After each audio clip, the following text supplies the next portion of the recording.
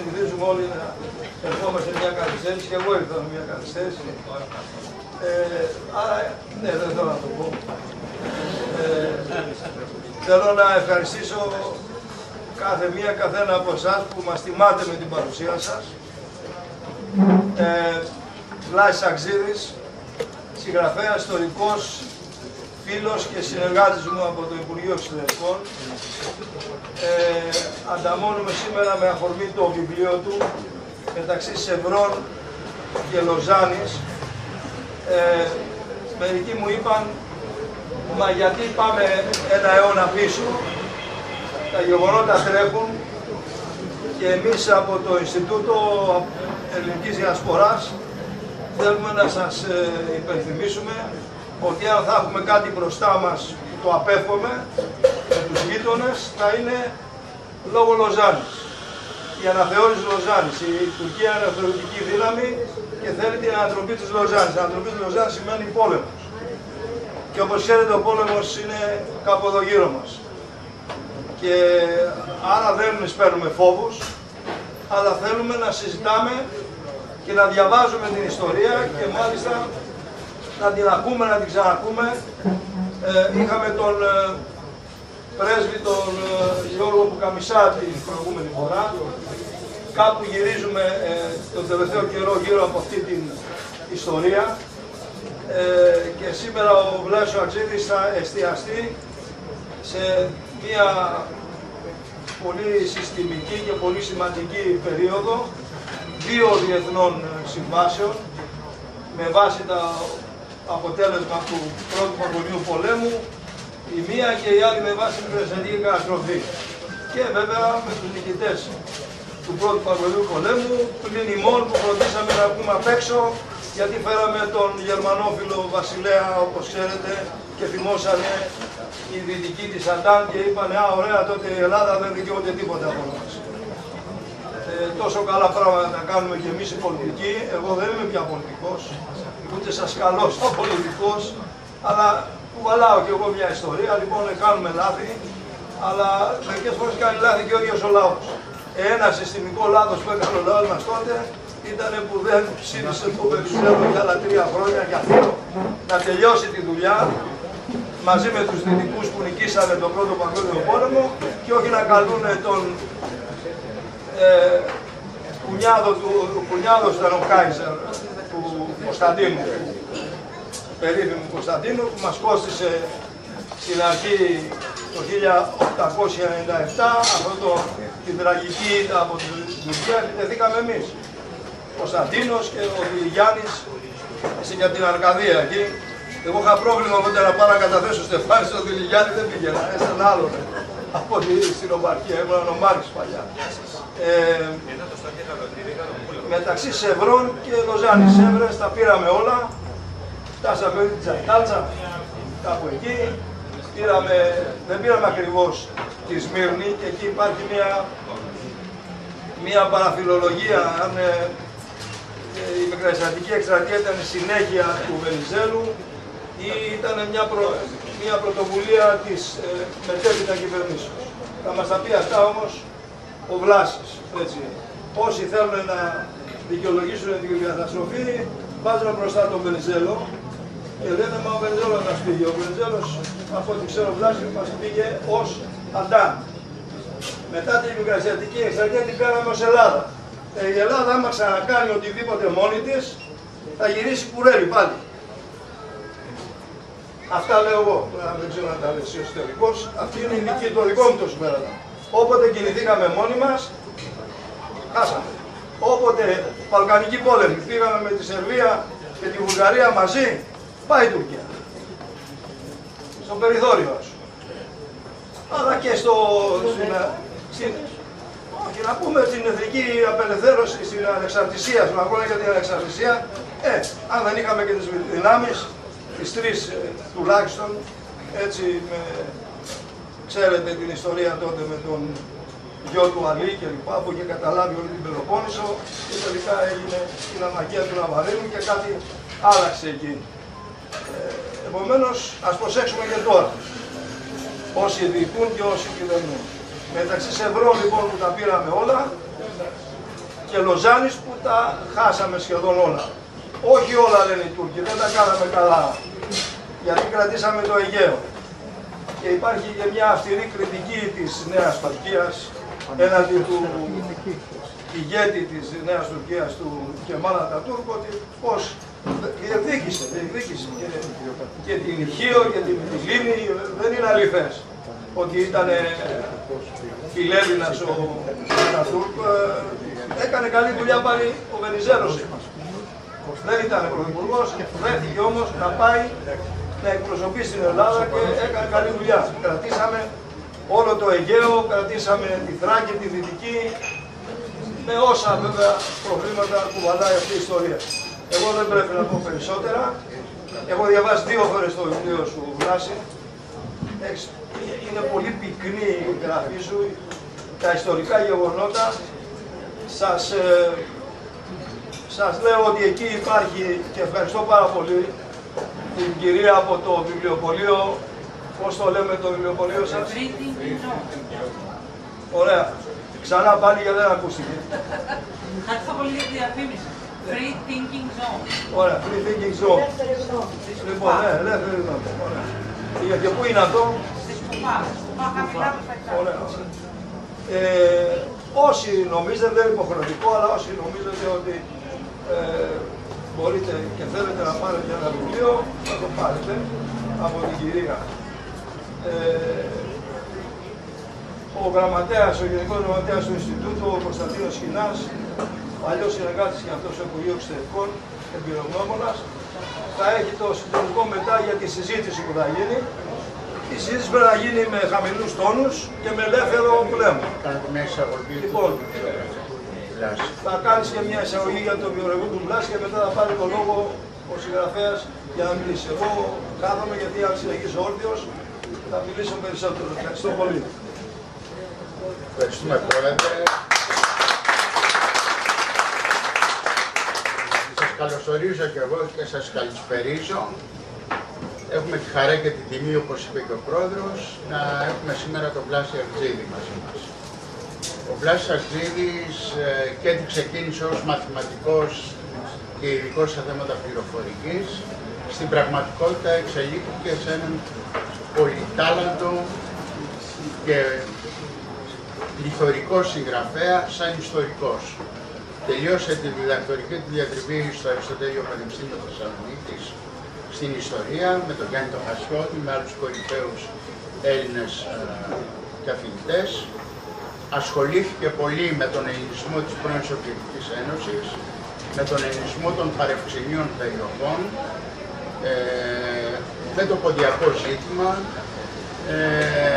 αλλά και ως ακτιβιστής, και πριν έρθει και στο Υπουργείο Εξωτερικών επί των ημερών μας με τον Γρηγόρη Νιώτη, Υφυπουργό Εξωτερικών και Υφυπουργό Απόδημου, ήταν ήδη στην αποστολή με το Χρυσό Μαλλοδέρας όταν διαλύθηκε η Σοβιετική Ένωση το Δεκέμβριο του 1991. Άρχισαν διάφορες αποσχιστικές κινήσεις, ανάμεσα στις οποίες, γύρω από τον Κάφκασο, ανάμεσα στις οποίες ήταν η σύγκρουση της Ρωσίας, της διαλυόμενης πια Σοβιετικής Ένωσης της Ρωσίας, με την ΙΚΕΗ και της Γεωργίας, με την Απχαζία. Και ο Βλάσης ήταν παρόν στα γεγονότα του με το Χρυσό Μαλλοδέρας, η αποστολή αυτή που έσωσε ένα μεγάλο μέρος των Ελλήνων, γηγενών της περιοχής του Καυκάσου, και γι' αυτό έχει κάνει και ντοκιμαντέρ κτλ. Μια άλλη πτυχή του Βλάση, την οποία δεν την ξέρει ο κόσμος, είναι και εικαστικός, είναι πολύ καλός ζωγράφος, αλλά και εμένα είναι χαρά και τιμή που τον παρουσιάζω και θα τελειώσω εδώ. Τον γνωρίζω πάνω από 30 χρόνια και οικογενειακά. Ο περίφημος παππούς του, υπέργυρος, 100 χρονών, μιλούσε ακόμα για τα γεγονότα της Μικρασιατικής καταστροφής στο μεταλλικό Κιλικής. Ο Βλάσης προέρχεται από οικογένεια εκπαιδευτικών και συνεχίζει μέχρι και σήμερα να ασχολείται με όλα αυτά τα ζητήματα. Χωρίς περαιτέρω καθυστέρηση, παρακαλώ τον Βλάση να κάνει μια εισήγηση με βάση διάφορες πλευρές της Μικρασιατικής τραγωδίας, μιλώντας πώς μετακινούμαστε από τη συνθήκη των Σευρών του 1920 στη συνθήκη της Λοζάνης της 24ης Ιουλίου του 1923.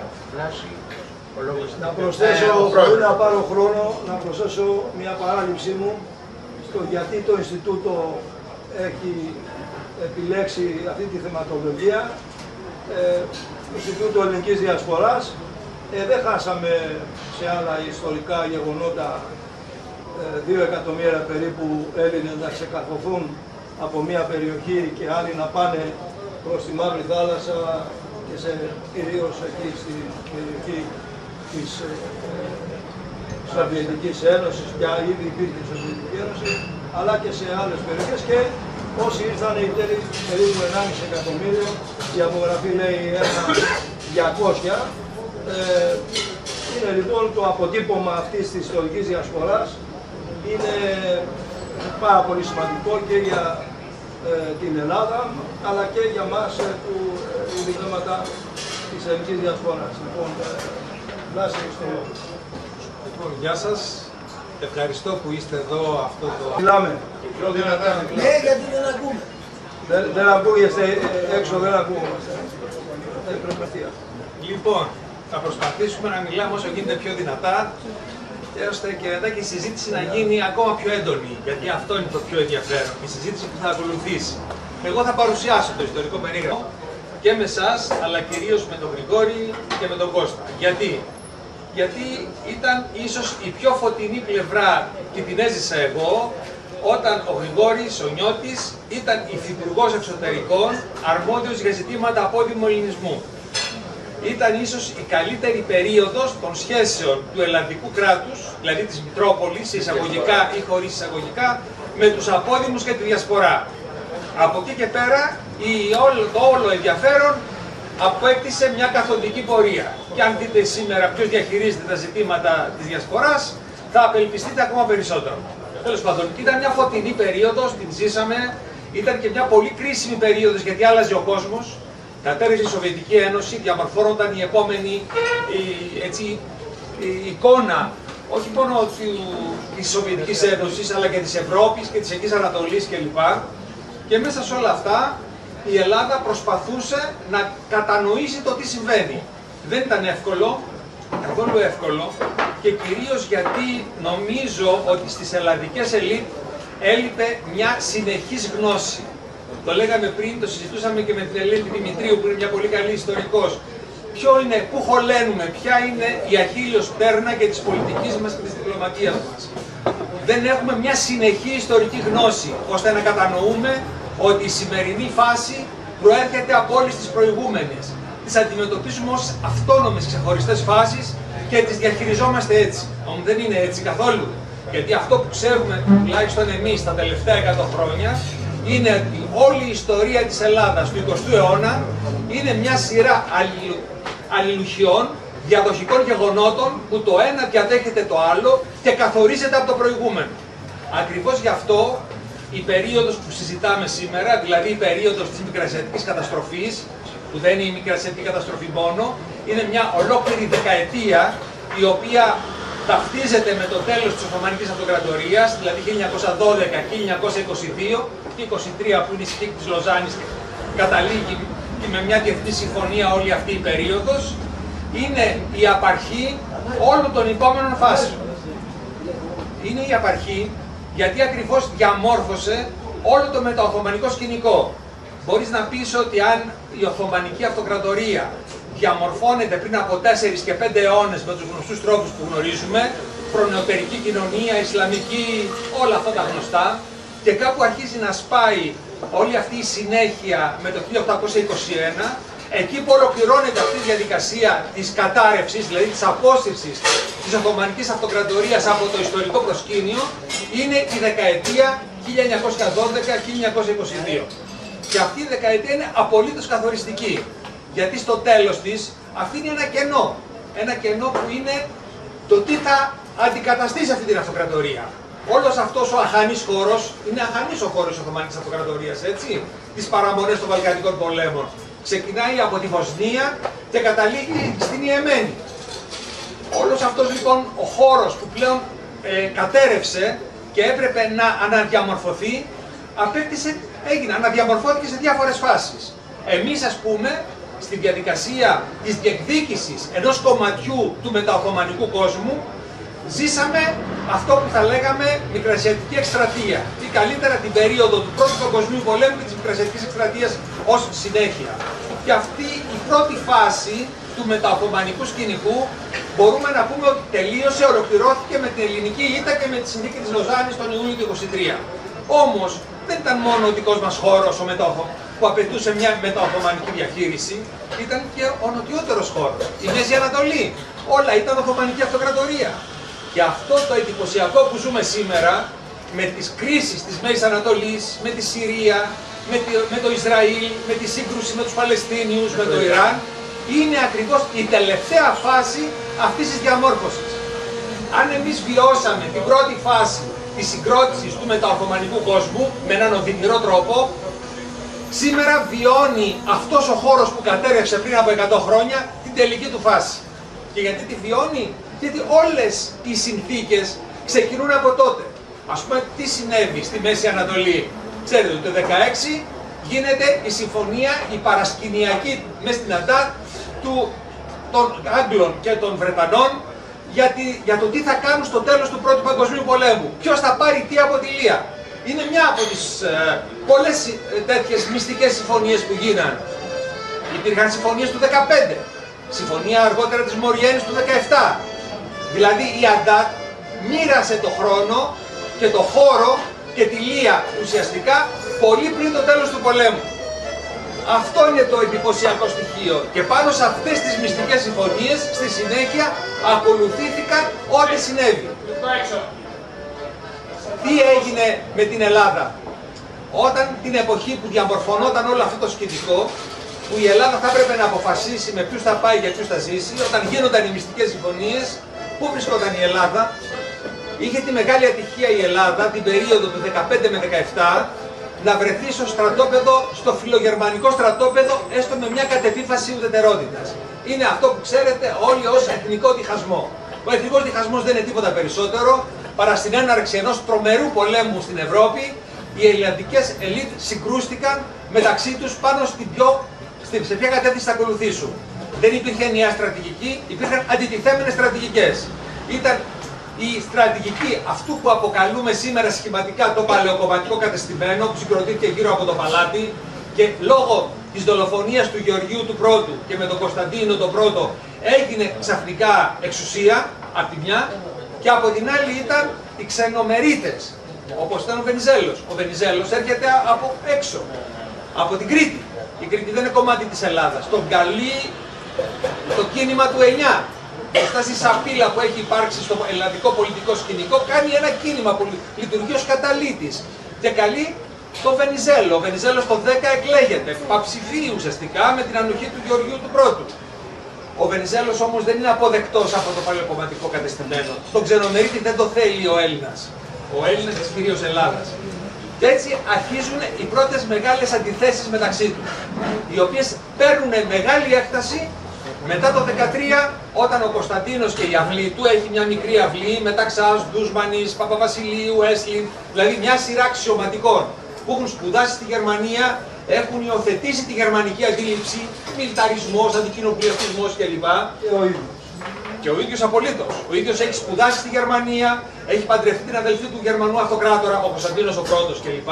Έχει πλήρως εστερνιστεί το γερμανικό φιλετικό μοντέλο. Είναι συγκεκριμένη η αντίληψη γερμανική. Τώρα μην μπούμε στην ιστορία των ιδεών της Ευρώπης, που ουσιαστικά έχει δύο αντιδιαμετρικές θεωρίες. Είναι ο διαφωτισμός από τη μια, που συνδέεται με τη βιομηχανική επανάσταση, Γαλλία, Αγγλία κλπ. Αυτό που φέρνει τη σύγχρονη αστική δημοκρατία, και είναι και ο αντικοινοβουλευτισμός που βασίζεται πάνω σε έννοιες άλλες, φιλή, ράτσα, ιδέες κλπ.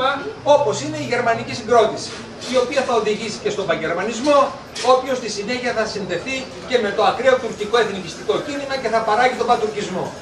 Λίγο πολύ έτσι είναι η εξέλιξη εκείνης της εποχής. Η Ελλάδα λοιπόν τη στιγμή που θα έπρεπε να αποφασίσει, στην Ελλάδα κυριαρχούν οι Γερμανόφιλοι. Για 2 χρόνια η Ελλάδα βρίσκεται εκτός του πολέμου. Άρα τι κάνει? Περιθωριοποιείται. 15 με 17. Και μπαίνει σε μια διαδικασία ενός πρώτου εμφυλίου πολέμου. Ο εθνικός διχασμός δεν είναι ένας διχασμός των πολιτικών ελίτ. Είναι ένας διχασμός που διασχίζει το ελληνικό έθνος κάθετα, κυριολεκτικά, με συγκρούσεις, με νεκρούς, με παρέμβαση των μεγάλων δυνάμεων. Χάνει πολύτιμες ευκαιρίες. Όταν λοιπόν οι σύμμαχοι αποφάσισαν πώς θα μοιράσουν τον κόσμο, η Ελλάδα ήταν απούσα. Και από το 2015, και από το 2016, και από το 2017. Το αποτέλεσμα ποιο ήταν? Το κενό αυτό ποιος το κάλυψε? Η Ιταλία. Η Ιταλία είναι ο μεγαλύτερος αντίπαλος των ελληνικών εθνικών συμφερόντων στην Ελλάδα, στην Ανατολική Μεσόγειο. Ήταν σύμμαχος των Γερμανών. Στη συνέχεια, επειδή παίρνει κάποια ανταλλάγματα, εγκαταλείπει τους Γερμανούς και τα βρίσκει με την Αντάτ. Και οι Αντάτ στις μυστικές συμφωνίες τις δίνουν αυτά που θα έπρεπε να πάρει η Ελλάδα. Τι τις δίνουν? Εκτός από αυτά που διεκδικούν στην Αδριατική, τις δίνουν τον έλεγχο της Ανατολικής Μεσογείου. Όλη την απέναντι ακτή από τα Δωδεκάνησα που ήλεγχε από το 11, τα είχε καταλάβει, συν τη Σμύρνη. Η απουσία της Ελλάδας είχε τεράστιες συνέπειες. Τέλος πάντων, η Ελλάδα θα μπει την τελευταία χρονιά στον πόλεμο ως βεβαίως ο φτωχός συγγενής όμως. Θα κάτσει τελικά στο τραπέζι των νικητών τον Νοέμβρη του 18, τον Οκτώβρη του 18 η Οθωμανική Αυτοκρατορία των Νεοτούρκων. Εδώ πρέπει να κάνουμε μια τεράστια διάκριση. Υπάρχουν οι Οθωμανοί και οι Νεότουρκοι. Είναι δύο διαφορετικές οντότητες μέσα στον παλιό Οθωμανικό κόσμο που συγκρούονται και μισούνται θανάσιμα μεταξύ τους. Και κάποια στιγμή θα έχουν και ένα πολύ σκληρό εμφύλιο πόλεμο μεταξύ τους. Δηλαδή, στα τέλη του 20, αρχές 21, οι Σουλτανικοί, όπως λέμε με τους εθνικιστές, τους κεμαλιστές, θα έρθουν σε μια θανάσιμη σύγκρουση, εμπόλεμη σύγκρουση μεταξύ τους. Δεν είναι αραγές όπως θεωρούμε το τουρκικό τοπίο. Λοιπόν, η Ελλάδα θα μπει στον πόλεμο την τελευταία χρονιά, αλλά θα είναι πλέον ως ο ασθμένον φτωχός συγγενής. Θα δώσει δύο μάχες, αφού δύσκολα θα φτιάξει εθνικό στρατό. Από το καλοκαίρι του 17 θα μπει στον πόλεμο, έτσι ένα χρόνο θα μπει ουσιαστικά. Θα δώσει 2-3 μάχες στο μακεδονικό μέτωπο, κυρίως κατά των Βουλγάρων, αλλά δεν θα συμμετάσχει στις μεγάλες συγκρούσεις της Ευρώπης, στο δυτικό ή στο ανατολικό μέτωπο. Αυτό δεν θα το ξεχάσουν ποτέ οι σύμμαχοι και κυρίως αυτοί που έχουν συμφέροντα διαφορετικά από τα ελληνικά συμφέροντα ή από τα βρετανικά συμφέροντα, τα οποία εκείνη την εποχή ταυτίζονται με τα ελληνικά. Είναι ίσως η μοναδική φορά στην ιστορία που οι Βρετανοί και οι Έλληνες έχουν παρόμοια στρατηγικά συμφέροντα. Η πολιτική του ενός και τα συμφέροντα του ενός εξυπηρετούν την πολιτική και τα συμφέροντα του άλλου. Οι Γάλλοι και οι Ιταλοί όμως δεν είναι αυτή τη γραμμή, έχουν διαφορετικά συμφέροντα. Τέλος πάντων, η Ελλάδα θα κάτσει στο τραπέζι των διαπραγματεύσεων, θα πάρει πολύ λιγότερα από αυτά που θα μπορούσε να πάρει. Και αυτό που έχει ενδιαφέρον είναι ο Πόντος. Έχω ένα ολόκληρο κεφάλαιο για το ποντιακό ζήτημα που το αγνοούμε τελείως. Ο Πόντος είναι μια περιοχή ακμαίου ελληνισμού στη βορειοανατολική Μικρά Ασία. Μακριά από την Ελλάδα, γειτονιάζει με τον Κάφκασο κλπ. Με ισχυρό Αντάρτικο και όπου υπέστηκε γενοκτονία από το 16 κλπ. Σκληρή γενοκτονία. Ο Πόντος ζητούσε και αυτός και η διανόησή του κλπ. Την ανεξαρτησία και η δημιουργία ενός άλλου ελληνικού κράτους ή ενός μεικτού κράτους κλπ. Ο Πόντος όμως χάνεται στις μυστικές συμφωνίες αυτές που σας είπα. Μοιράζεται στα δύο. Ο μεν Ανατολικός Πόντος δίνεται στη Ρωσία, ο δε Δυτικός Πόντος δίνεται στην Τουρκία που θα απομείνει μετά το τέλος αυτής της περίοδου. Άρα στην Τσαρική Ρωσία. Στην Τσαρική Ρωσία, ναι.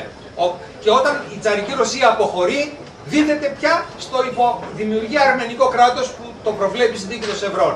Ο Πόντος δηλαδή εξ αρχής είναι το πρώτο θύμα του εθνικού διχασμού, όπου οι Έλληνες, παρότι είναι πολύ άριθμοι, παρότι έχουν μεγάλη δυνατότητα και μεγάλη ισχύ και πολιτική και στρατιωτική, δεν έχουν καμία διπλωματική δυνατότητα να το διεκδικήσουν. Όμως και αυτό που διεκδικούν, τουλάχιστον μέσα στη φιλοσοφία του Βενιζέλου, ο Βενιζέλος έχει μια τελώς διαφορετική φιλοσοφία από αυτή που έχει το παλαιοκομματικό κατεστημένο. Και θα σας το εξηγήσω γιατί. Φανταστείτε ότι μένετε στην Κρήτη. Είστε στην Κρήτη, κατοικείτε στην Κρήτη και κοιτάζετε στο βορρά. Τι θα συναντήσετε πάνω? Ποιο θα συναντήσετε? Για σκεφτείτε το. Το Αιγαίο θα συναντήσετε, το αρχιπέλαγος. Στη γεωπολιτική αντίληψη του Βενιζέλου, το κέντρο του ελληνικού κόσμου είναι το Αιγαίο. Γι' αυτό δεν είναι μόνο τα Βαλκάνια. Και ξέρει εξ αρχής και το διεκδικεί αυτό πολύ έντονα, ότι ο έλεγχος του αρχιπελάγους, δηλαδή της καρδιάς του έθνους κράτους των Ελλήνων, μπορεί να εξασφαλιστεί μόνο με τον έλεγχο και της απέναντι ακτής. Όχι μόνο της δυτικής ακτής, αλλά και της ανατολικής ακτής. Γι' αυτό η αντίληψη του Βενιζέλου και το αίτημά του στους νικητές είναι ότι εγώ διεκδικώ όλη τη δυτική ακτή της Μικράς Ασίας. Βεβαίως δεν του τη δώσαν γιατί η δυναμική της Ελλάδας στους νικητές είναι πάρα πολύ μικρή. Του δώσανε το κομμάτι του Σαντζακίου Σμύρνης. Είναι μια περιοχή λίγο μικρότερη από την Πελοπόννησο και την Ανατολική Θράκη. Την Ανατολική Θράκη την κερδίσαμε λόγω Σμύρνης και τη χάσαμε λόγω Σμύρνης. Αυτό σας λέω για να καταλάβετε τις δύο διαφορετικές γεωπολιτικές αντιλήψεις που υπάρχουν στην ελληνική πολιτική ηγεσία. Των βασιλικών είναι πιο πολύ επικεντρωμένοι στον τόπο που ελέγχουν, μικρά πληνέτη Μοσελάς, άντε και λίγο στα Βαλκάνια. Δεν είναι στη λογική τους η απέναντι ακτή. Αυτό είναι μόνο στη λογική του Βενιζέλου. Γι' αυτό και οι άλλοι δυσκολεύονται πολύ να το αφομοιώσουν, ακόμα και όταν πάρουν την εξουσία μετά τον Νοέμβριο του 1920. Λοιπόν, τα πράγματα εξελίσσονται έτσι. Η Ελλάδα ως συμμαχική δύναμη καταφέρει να υπερκεράσει τους Ιταλούς και επειδή τα συμφέροντα μεταξύ των συμμάχων δεν ήταν ενιαία και τελικά τις αποδίδουν τη Σμύρνη το Μάιο του 19. Όχι ως την Ελλάδα, στους συμμάχους. Ο ελληνικός στρατός το 2 Μαΐου του 19 θα αποβιβαστεί στη Σμύρνη ως συμμαχικός στρατός για να δουν τι θα κάνουν και με αυτόν τον ηττημένο. Γιατί με τους Γερμανούς έχουν διαμορφώσει το τι θα κάνουν, με τους Βούλγαρους, με τους Ούγγρους και μένει η Οθωμανική Αυτοκρατορία.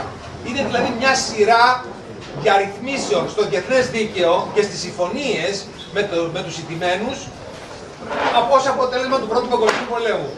Ξέρετε ότι με τη Γερμανία κάναν τη συνθήκη των Βερσαλιών. Με την Ουγγαρία κάναν τη συνθήκη του Τριανών. Με τη Βουλγαρία, την ηττημένη, κάναν τη συνθήκη του Νεϊγή.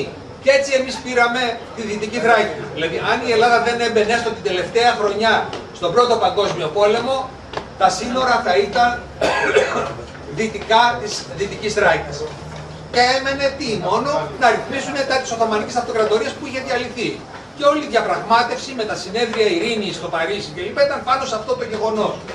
Και έτσι ακριβώς ο ελληνικός στρατός πηγαίνει ως συμμαχικός στρατός και μόνο ως συμμαχικός στρατός. Και εκεί βεβαίως έγινε απολύτως ισχυρός. Δεν υπάρχει τουρκικό στρατός, ο τουρκικός στρατός έχει διαλυθεί. Υπάρχει όμως ένα ισχυρό τουρκικό εθνικιστικό κίνημα, το οποίο ήδη δρά και έχει ανδρωθεί από το 1908 με το κίνημα των Νεοτούρκων. Το κίνημα των Νεοτούρκων, το ξέρετε όλοι, είχε ως έδρα την Οθωμανική Θεσσαλονίκη, ήταν ένα κίνημα σκληρών εθνικιστών, τουρκικής αντίληψης. Ακόμα δεν υπάρχει τουρκικό έθνος με την έννοια της του σύγχρονου συγκροτημένου πολιτικού έθνους. Είναι απλοί μουσουλμάνοι πολυεθνοτικοί και πολύγλωσσοι. Διαμορφώνουν όμως οι ηγετικές ομάδες των γραφειοκρατών και των στρατιωτικών μια δικιά τους, προσπαθούν να κάνουν μια συνεκτική ιδεολογία, την οποία αργότερα θα την επιβάλλουν σε μια κοινωνία, κατασκευάζοντας ένα καινούργιο έθνος. Έτσι λειτουργήσε η κατασκευή του τουρκικού έθνους που έγινε μέσα στον 20ο αιώνα. Λοιπόν, οι Νεότουρκοι συγκροτούνται στη Θεσσαλονίκη, εκεί αποφασίζουν τις γενοκτονίες, εκεί έρχονται σε επαφή με το σιωνιστικό κίνημα. Κοιτάξτε τώρα πόσο σχετίζονται όλα τα πράγματα μεταξύ τους. Εκείνη την εποχή για την οποία μιλάμε, στον χώρο της Αγγλικής Ανατολής, ουσιαστικά είναι 4 εθνικές ιδεολογίες που το καθορίζουν. Είναι η δική μας μεγάλη ιδέα, η οποία όμως είναι τελικά επίπλαστη και όπως φαίνεται δεν έχει κανένα ιστορικό βάθος, και αυτό θα φανεί με τον εθνικό διχασμό. Είναι ο παντουρκισμός, που συγκροτείται ως μια σκληρή εθνικιστική ιδεολογία από τους Νεότουρκους. Είναι ο παγερμανισμός, που έχει ήδη διαμορφωθεί από μια μιλιταριστική Γερμανία, συνδέεται με τους Νεότουρκους, τους βοηθάει καθοριστικά στο να οργανωθούν στο στρατό τους, αποδέχεται τις γενοκτονικές πολιτικές των Νεοτούρκων, και ο σιωνισμός, όσο και σας φαίνεται παράξενο. Είναι η μεγάλη ιδέα, ο ακραίος εθνικισμός των Εβραίων, που είναι σε απόλυτη σύγκριση με τους Ορθόδοξους Εβραίους. Έτσι δεν είναι, είναι μια εθνικιστική ιδεολογία. Η εβραϊκή θρησκεία είναι θρησκεία. Είναι μια μη εθνική θρησκεία, όπως είναι όλες οι αβρααμικές θρησκείες. Και ο σιωνισμός, ειδικά ο θεσσαλονικιώτικος σιωνισμός, σε απόλυτη συνεργασία και με τις ιταλικές στοές, οι Ιταλοί χρησιμοποιούν πάρα πολύ τις στοές, τις μασονικές στοές, για την εξωτερική τους πολιτική. Είναι, θα λέγαμε, ο κύριος βοηθός των Νεοτούρκων. Φανταστείτε δηλαδή το σχήμα το πολύπλοκο, Φανταστείτε ότι και το 19, μετά το τέλος του Πρώτου Παγκοσμίου Πολέμου, στην Κωνσταντινούπολη γίνανε οι δίκες των προτεργατών της γενοκτονίας των Αρμενίων και καταδικάστηκαν και σε θάνατο. Μεταξύ αυτών καταδικάστηκε και ένας Θεσσαλονικιός Εβραίος, ο Καρασό, Εμμανουήλ Καρασό. Δηλαδή, πώς συνδέεται όλο αυτό. Και ακριβώς ο σιωνισμός είναι αυτός που το 17 ζητά και καταφέρνει από τους Βρετανούς με τον Μπάλφουρ να του υποσχεθεί ένα εθνικό κέντρο. Το οποίο αντίκειται όμως την παραδοσιακή εβραϊκή θρησκεία και γι' αυτό και οι Εβραίοι είναι αντίθετοι στη δημιουργία ενός πολιτικού κέντρου συγκεκριμένου. Πολύ συνθέτω. Αλλά έρχεται έως σήμερα το ζήτημα αυτό. Δηλαδή όλα όσα ζούμε σήμερα, αν ξετυλίξουμε το νήμα, θα πάμε σε εκείνη την περίοδο η οποία μας ενδιαφέρει. Σε αυτό λοιπόν το πολύπλοκο σχέδιο η Ελλάδα καλείται να παρέμβει μέσα στη διαμόρφωση του καινούργιου μεταοθωμανικού σκηνικού. Ο αστάθμητος παράγοντας, όλα πήγαιναν καλά. Μέχρι τότε πήγαιναν πάρα πολύ καλά. Η Ελλάδα είχε το ισχυρότερο στρατό σε όλη την Εγγύης Ανατολή και τον Κάφκασο. Δεν είχε μεγάλες φθορές στον Πρώτο Παγκόσμιο Πόλεμο, ήταν ισχυρός στρατός, εξοπλισμένος κυρίως από τους Γάλλους και οργανωμένος από τους Γάλλους και όλα τα γύρω είχαν καταρρεύσει. Και εμφανίζεται μια παράμετρος η οποία δεν είχε υπολογιστεί. Ποιος είναι ο Κεμάλ? Ο ένας Τούρκος εθνικιστής, στρατιωτικός, ο οποίος με την παρέμβαση των Ιταλών της Κωνσταντινούπολης, προσέξτε, παίρνει βίζα ώστε να τον επιτρέψουν οι Βρετανοί να πάει στην Ανατολή, στον Πόντο, όπου είχαν προηγηθεί σκληρές συγκρούσεις, σφαγές κλπ. Υπήρχε μια κατάσταση αναρχίας με ένοπλες ομάδες ελληνικές, αρμενικές, τουρκικές κλπ. Για να ειρηνεύσει την περιοχή. Δηλαδή πίσω από την αποχώρηση του Μουσταφά Κεμάλ της Αψούντα στις 19 Μαΐου του 19 βρίσκονται οι Ιταλοί της Κωνσταντινούπολης. Οι Ιταλοί παίζουν πολύ σημαντικό ρόλο σε όλα τα γεγονότα. Ο Κεμάλ θα πάει στη Σαψούντα, εκεί πλέον θα συγκροτήσει ένα άλλο κέντρο τουρκικό, εθνικιστικό, σε αντιπαράθεση με τους Σουλτάνους, με τον Σουλτάνο και το Χαλιφάτο της Κωνσταντινούπολης και θα οργανώσει ένα τουρκικό εθνικιστικό κίνημα εκ του μηδενός. Αυτό είναι το εντυπωσιακό. Δεν έχει στρατό. Ο μόνος στρατός ισχυρός σε όλη την περιοχή είναι ο ελληνικός στρατός. Και έτσι εξελίσσονται τα πράγματα και μέχρι που φτάνουμε στη συνθήκη των Σευρών, η τελική συνθήκη που όλοι οι σύμμαχοι αποφασίζουν τι θα δώσουν και πώς θα μοιράσουν, ποιο είναι το μεταοθωμανικό σκηνικό. Η Οθωμανική Αυτοκρατορία αποχωρεί, έτσι. Στη θέση έρχονται εθνικά κράτη. Ποια είναι αυτά τα εθνικά κράτη? Είναι η Ελλάδα που παίρνει το Ανατολική Θράκη και την περιοχή της Μύρνης με κάποιους όρους. Είναι η Αρμενία, δημιουργείται αρμενικό κράτος στα ανατολικά, έτσι, στις ανατολικές περιοχές. Δημιουργείται κουρδική αυτονομία στα σημερινά σύνορα Συρίας-Τουρκίας. Άρα λοιπόν έχει μια πολύ ισορροπημένη αντίληψη του μεταοθωμανικού κόσμου που αντιστοιχεί πολύ περισσότερο στην πραγματική διαστρωμάτωση την εθνική της Οθωμανικής κοινωνίας. Και βεβαίως όλος ο υπόλοιπος χώρος παραμένει στο τουρκικό κράτος υπό την ηγεσία του Σουλτάνου με πρωτεύουσα την Κωνσταντινούπολη. Αυτό είναι το μοντέλο. Έτσι το φαντάζονται και έτσι το διαμορφώνει η συνθήκη των Σευρών. Όλα τα πράγματα μέχρι εκείνη τη στιγμή φαίνεται ότι πηγαίνουν ομαλά. Τέλος πάντων, πολλά γίνονται συγκρούσεις. Ο Κεμάλ βασίζεται πάνω αρχικά σε συμμορίες εθνικιστικές που είχαν προηγηθεί και είχαν κάνει τις γενοκτονίες των Αρμενίων και Ελλήνων κλπ. Την περίοδο 14-18. Σιγά σιγά προσπαθεί να δημιουργήσει ένα πρόπλασμα εθνικού στρατού, αλλά είναι πολύ υποδεέστερος του όποιου ελληνικού υπάρχει. Και μέσα σε αυτή τη διαδικασία, 2 μήνες μετά τη συνθήκη των Σευρών, η συνθήκη των Σευρών είναι η υπέρτατη ελληνική διπλωματική επιτυχία. Η Ελλάδα καταφέρνει να τριπλασιάσει το εδάφη της από αυτά που είχε τις παραμονές των Βαλκανικών πολέμων. Φανταστείτε, τις παραμονές των Βαλκανικών πολέμων, τα σύνορα της Ελλάδας ήταν νοτίως του Ολύμπου. Και μέσα από τη στρατηγική αντίληψη του Βενιζέλου, μέσα από τη καθαρά τη στρατηγική αντίληψη του Βενιζέλου, μέσα από τη Λάρισα. βέβαια, εκεί ήταν, εκεί θα αν η Ελλάδα δεν έμπαινε στη Βαλκανική Συμμαχία το 12, σε αντίθεση και κόντρα με το παλαιοκομματικό κατεστημένο που δεν το ήθελε, ούτε ο Δραγούμης, ούτε ο Μεταξάς. Και γιατί δεν το ήθελαν? Γιατί ήταν προσανατολισμένοι κατά των Βουλγάρων, λόγω του μακεδονικού αγώνα, λόγω του βουλγαρικού εθνικισμού. Η κυρίαρχη αντίληψη στην Αθήνα ήταν ο αντιβουλγαρισμός και η συνεργασία με τους Οθωμανούς. Υπήρχε και η λογική του Δραγούμη για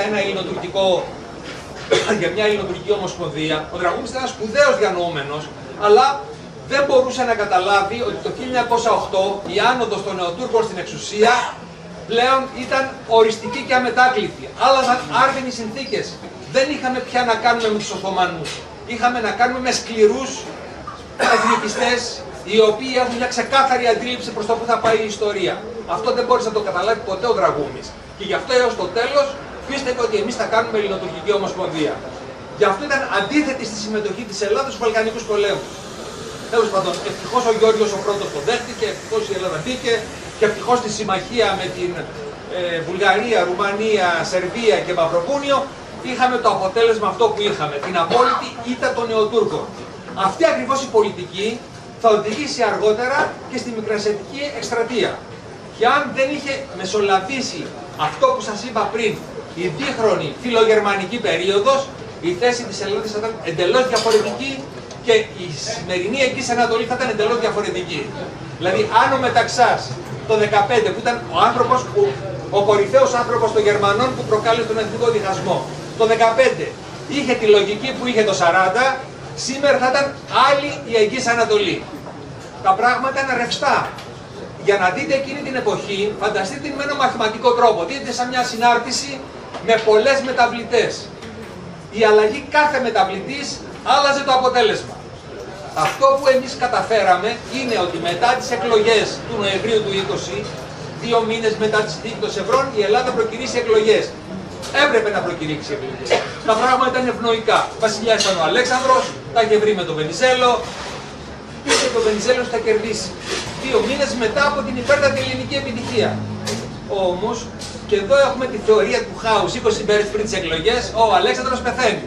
Και έρχεται ένα τσουνάμι φιλοβασιλικών, οι οποίοι έχουν καταπιεστεί σκληρά από τους Βενιζέλικους, έτσι, δεν είναι εποχές σύγχρονης δημοκρατίας, το οποίο αλλάζει το άρτητα πράγματα. Και εκεί έχουμε το υπέρτατο σφάλμα του Βενιζέλου, ο οποίος είναι κορυφαίος, αλλά έκανε και κορυφαία λάθη.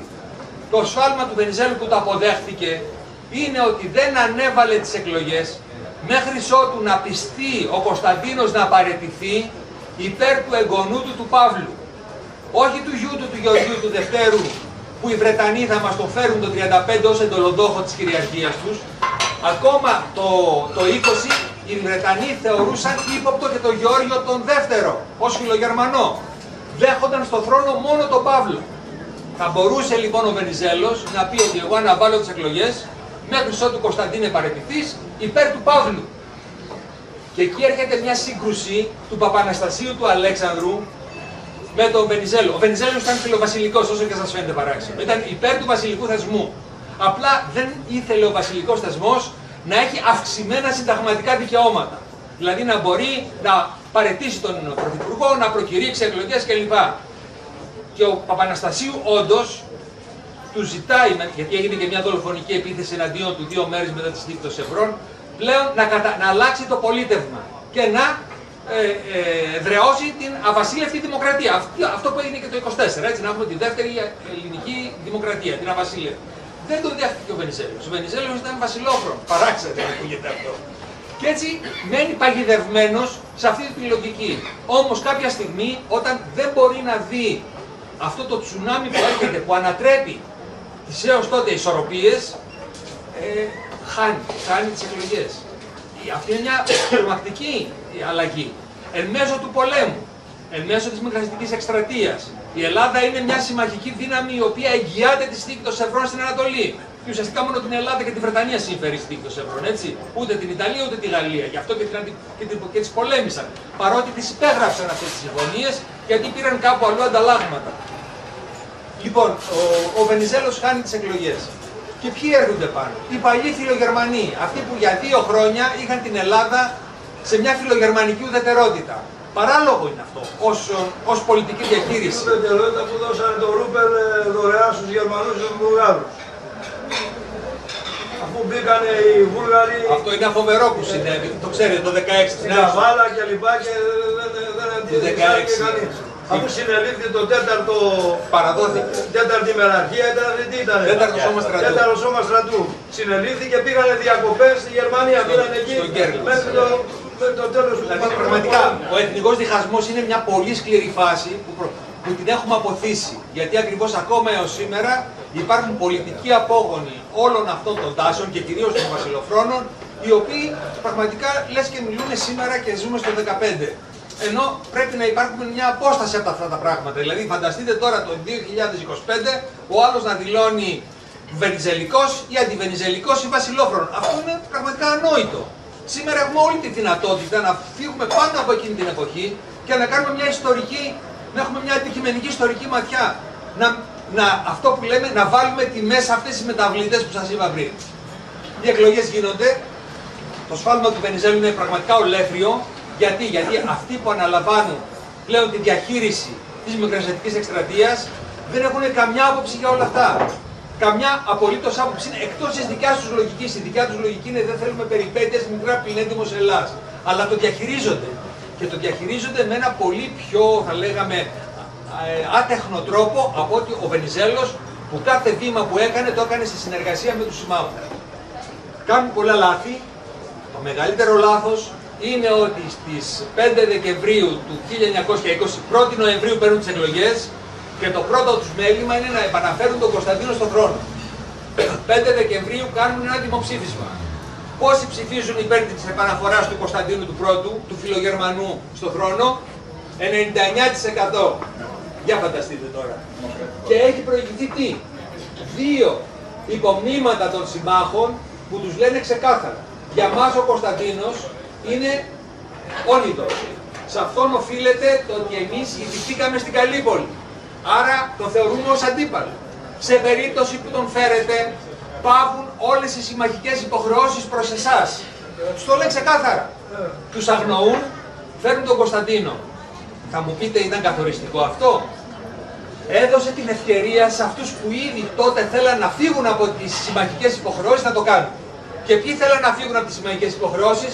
Πρώτα οι Ιταλοί και στη συνέχεια οι Γάλλοι. Οι Ιταλοί ήδη από πριν είχαν σχέσεις με τους ναότουρκους, πολύ έντονες σχέσεις, αλλά δεν είχαν τολμήσει έως εκείνη τη στιγμή να σπάσουν το συμμαχικό μέτωπο. Και η Ελλάδα, μέσα από πραγματικά μια παράδοξη και αφελή διαχείριση όλων αυτών, τους δίνει το ηθικό δικαίωμα να φύγουν. Και το κάνουν, αυτό το δηλώσαν. Τέλος πάντων, από εκεί πέρα αλλάζουν τα πράγματα. Η Ελλάδα έως τότε ήταν ο συμμαχικός στρατός που επιχειρούσε στη Μικρά Ασία. Από εκείνο το σημείο και πέρα γίνεται ο ελληνικός στρατός που επιχειρεί. Δηλαδή μετατρέπεται μέσα από αυτόν τον τρόπο μια διασυμμαχική επιχείρηση σε έναν ελληνοτουρκικό πόλεμο. Καταλαβαίνετε την τεράστια διαφορά. Ο μόνος που παραμένει στο πλευρό των Ελλήνων είναι οι Βρετανοί. Αλλά και αυτοί έχουν τις δικές τους πολλές εσωτερικές διαφωνίες. Δεν είναι τόσο απλά τα πράγματα και με τους Βρετανούς. Όχι στρατιωτικά όμως. Όμως είναι υπέρ των Ελλήνων, αλλά μένουν πλέον με μια αποστασιοποίηση κυρίως οικονομική και στρατιωτική. Αρχίζουν να είναι ουδέτεροι. Ο καθένας κοιτάζει τα συμφέροντά του. Αντιθέτως, οι Ιταλοί και οι Γάλλοι βοηθούν με κάθε τρόπο, ενόπλος και με συμβούλους ακόμα, τον κεμαλικό στρατό. Και βεβαίως λίγο αργότερα, το Μάρτιο του 1921, συνάπτεται η φοβερή συνθήκη Λένιν-Κεμάλ, που από εκεί και πέρα έρχεται η άφθονη βοήθεια των Σοβιετικών προς τον Μουσταφά Κεμάλ Πασά. Δηλαδή οι πρώτοι που βοηθούν το κεμαλικό εθνικιστικό κίνημα είναι οι Ιταλοί, ακολουθούν οι Γάλλοι και το ολοκληρώνουν οι Σοβιετικοί, οι Μπολσεβίκοι. Είναι η αντίληψη του Λένιν. Έχω ένα ολόκληρο κεφάλαιο που με απασχολούσε αυτό για την σοβιετική στάση απέναντι στο τουρκικό κίνημα σε όλη εκείνη την περίοδο. Δηλαδή από τον Μπρέσλιτοφ τον Μάρτιο του 18 έως τη συμφωνία του Μαρτίου του 21, που είναι καθοριστική με τη βοήθεια που δίνουν οι Σοβιετικοί, οι οποίοι βεβαίως είναι εχθροί του δυτικού κόσμου, έτσι, δεν είναι σύμμαχοι όπως ήταν οι Ιταλοί και οι Γάλλοι, αλλά είναι καθοριστικοί. Και γιατί δίνω ένα ολόκληρο κεφάλαιο πάνω σε αυτό? Γιατί ίσως θα το έχετε ακούσει, πολλοί λένε ότι γιατί βοήθησε ο Λένιν τον Κεμάλ? Γιατί η Ελλάδα τέλος 18, αρχές 19, μαζί με τους Γάλλους και τους υπόλοιπους συμμάχους εισαγωγικά, στέλνει στρατό, 23.500 στρατό στην Ουκρανία και στην Κριμαία εναντίον των Μπολσεβίκων. Αυτό όντως έγινε αυτή η επιχείρηση. Και γιατί έγινε αυτή η επιχείρηση? Επειδή ακριβώς η θέση της Ελλάδας στις διαπραγματεύσεις των συνεδρίων ειρήνης ήταν αδύναμη, ήθελε να πάρει την έγκριση των Γάλλων, δέχεται αυτό που θέλουν οι Γάλλοι θέλουν να πάμε μαζί να πολεμήσουμε κατά των Πολσεβίκων, που ουσιαστικά είναι μια διπλωματική επιχείρηση για να κερδίσουμε την υπογραφή των Γάλλων στη συνθήκη των Σευρών. Γι' αυτό γίνεται. Αλλά δεν έχει σημασία. Είναι ένας πόλεμος. Έχουμε νεκρούς. Συγκρουόμαστε με τους Πολσεβίκους. Το συμπέρασμα είναι ότι και ένας Έλληνας στρατιώτης να μην πήγαινε στην Ουκρανία και στην Κριμαία, αυτή ήταν η νέα σοβιετική αντίληψη για τη νέα παγκόσμια σύγκρουση. Και αυτό δεν είναι ένα γεγονός, δεν είναι μόνο η σοβιετοκεμαλική φιλία, είναι μια σειρά συμφωνιών που διαπράττουν, που υπογράφουν οι Σοβιετικοί, οι Πολσεβίκοι, με όλα τα αντιβρετανικά κινήματα της Ανατολής.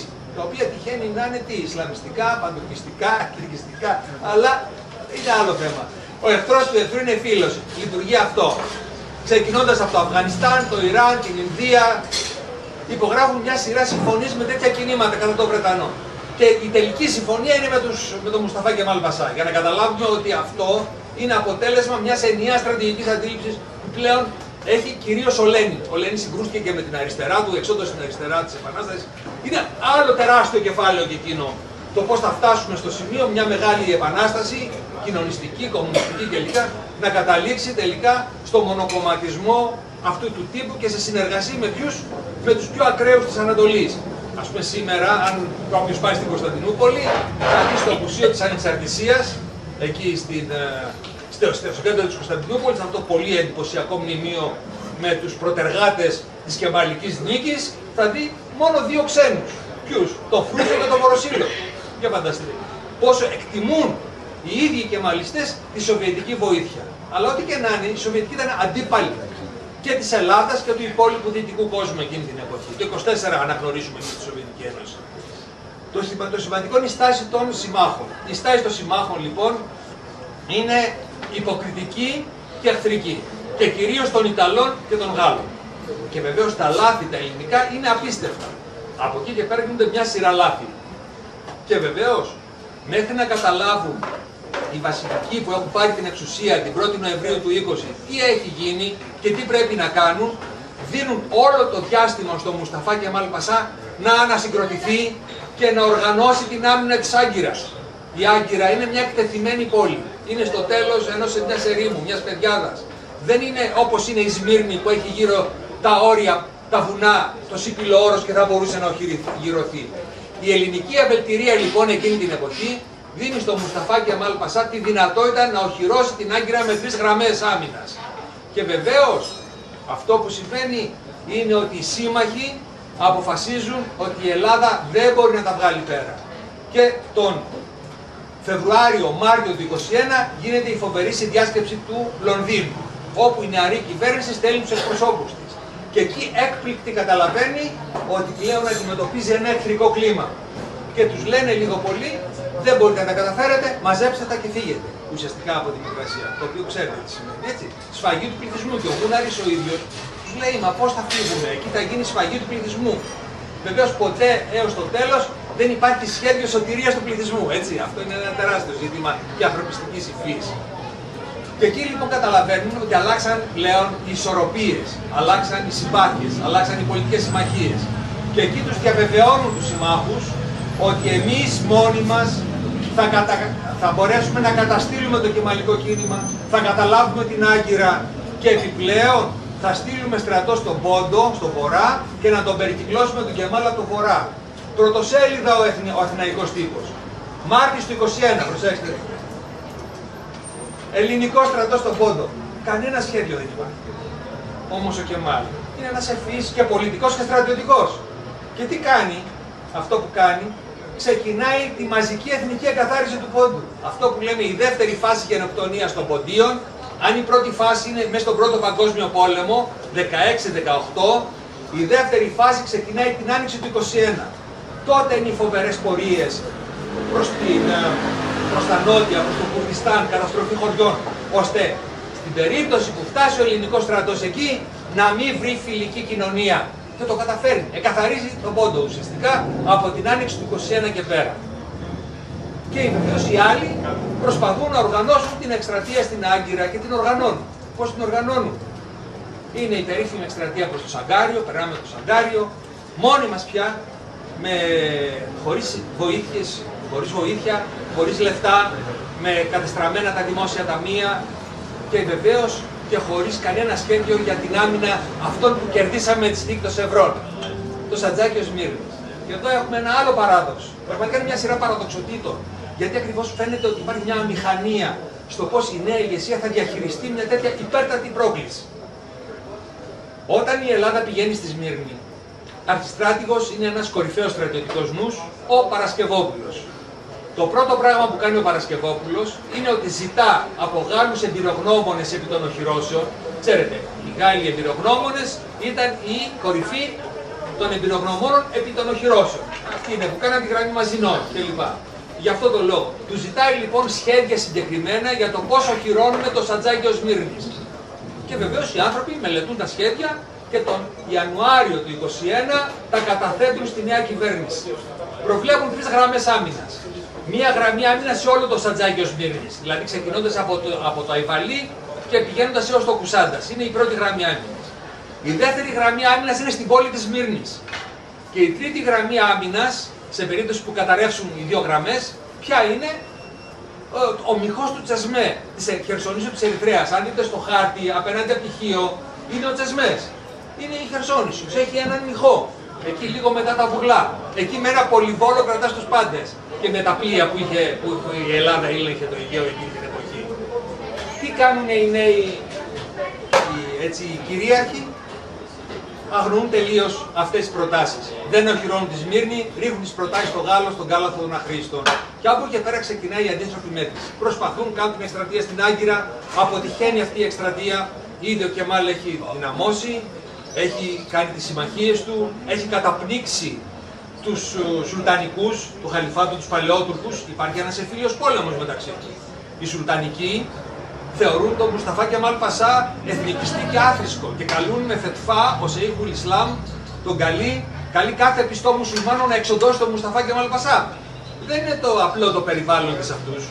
Και έτσι ο Κεμάλ, ο οποίος είναι σκληρός κοσμικός και αντιεθνικιστής και αντι-Ισλαμιστής, αποφασίζει να κηρύξει τζιχάντ, δηλαδή υποκρίνεται τον πιστό μουσουλμάνο ουσιαστικά και κηρύξει τζιχάντ κατά των Ελλήνων. Τέλος πάντων. Και στα ενδοτουρκικά έχουν μεγάλο ενδιαφέρον όλα αυτά και καταπνίγει βεβαίως και τις κάποιες μικρές εθνικές ομάδες, μουσουλμανικές, αντιτουρκικές, όπως είναι κάποιες φυλές των Κούρδων στο νότο του Πόντου, στο Κοσγκρί όπως λέγεται, ή τους Τσερκέζους, οι οποίοι συνεργάζονται με τον ελληνικό, οι Κυρκάσοι του Καυκάσου τέλος πάντων, οι οποίοι συνεργάζονται με τον ελληνικό στρατό. Από εκεί και πέρα λοιπόν όλη η διαχείριση είναι λάθος. Σε επίπεδο στρατιωτικών συμβούλων, ξέρετε, έρχονται μετά ο Παπούλας, αργότερα ο Χατζιανέστης, δηλαδή υποβαθμίζεται το στρατιωτικό επιτελείο. 500 βενιζελικοί αξιωματικοί εμπειροπόλεμοι που έχουν πάρει μέρος στον Πρώτο Παγκόσμιο Πόλεμο, άρα ξέρουν τις νέες στρατιωτικές τεχνικές, είτε διώχνονται, υποβαθμίζονται, είτε φεύγουν ουσιαστικά οι ίδιοι μπροστά στην μεγάλη αλλαγή. Έρχονται από την αποστρατεία 1500 βασιλικοί αξιωματικοί, των οποίων η τελευταία στρατιωτική εμπειρία ήταν η Βαλκανική πόλεμη. Άρα υποβαθμίζεται η ηγεσία, η στρατιωτική ηγεσία. Και βεβαίως ο ελληνικός στρατός θα μείνει επί ένα ολόκληρο χρόνο έξω από την Άγκυρα, 50 χιλιόμετρα έξω από την Άγκυρα, για να σαπίζει κυριολεκτικά, χωρίς να υπάρχει εναλλακτικό σχέδιο. Παράλληλα, βεβαίως, οι Σοβιετικοί είναι ήδη υπέρ των Κεμαλικών και εδώ έχουμε και αυτή την περίεργη στάση του νεαρού ΣΕ και Κουκουέ, που είναι και αυτό αντιπολεμικό γιατί ακολουθεί τη γραμμή της Κομιντέρ. Δεν έπαιξε κανένα ρόλο στην ΙΤΑ, για να είμαστε ακριβείς. Καθόλου δεν επηρεάσαν την ελληνική ΙΤΑ, απλά έχει τεράστια ηθική σημασία η στάση του Κουκουέ την εποχή, που θεωρεί ότι η Ελλάδα κάνει υπεριαλιστικό πόλεμο στη Μικρά Ασία. Το ξεπερνάμε αυτό. Έτσι λοιπόν τον Αύγουστο του 22, αντί όλος αυτός ο στρατός να έρθει στη γραμμή του Σαντζακίου Σμύρνης, να το οχυρώσει και να περιμένει τα κεμαλικά στρατεύματα να περάσουν την Αλμυρά έρημο προς τη Δύση, κάθεται και περιμένει εκεί και σαπίζει μέχρι που ο Κεμάλ ουσιαστικά θα κάνει την επίθεσή του και τον Αύγουστο του 22 θα συντρίψει τον ελληνικό στρατό, ο οποίος θα καταρρεύσει ως δραπουλόχαρτο. Έτσι θα τελειώσει όλη η ιστορία. Η κυβέρνηση φυσικά τρομαγμένη σε όλα αυτά δεν ξέρει τι θα κάνει, αποφασίζει να μην δεχτεί τους πληθυσμούς και εκεί έχουμε τη φοβερή ανθρωπιστική στάση κατά των Μικρασιατών και των Ποντίων, όπου με τον νόμο 2570 του Ιουλίου του του 22, συγγνώμη, προσπαθεί να κόψει το κύμα των ποντιών προσφύγων που έρχεται ήδη από τον Κάφκασο, από την Νότια Ρωσία και από τον Πόντο προς την Ελλάδα. Το κόβει όντως, απαγορεύει την κάθοδό τους και οι καημένοι αυτοί πρόσφυγες τριμώχνονται σε κάποιες στρατόπεδα συγκέντρωσης έξω από την Κωνσταντινούπολη, στο Σελιμιές, στον Άγιο Στέφανο κλπ. Και πεθαίνουν χιλιάδες. Και ο νόμος αυτός απαγορεύει δηλαδή να έρθουν στην Ελλάδα άνθρωποι χωρίς επίσημη βίζα. Κανείς δεν είχε βίζα επίσημη, έτσι.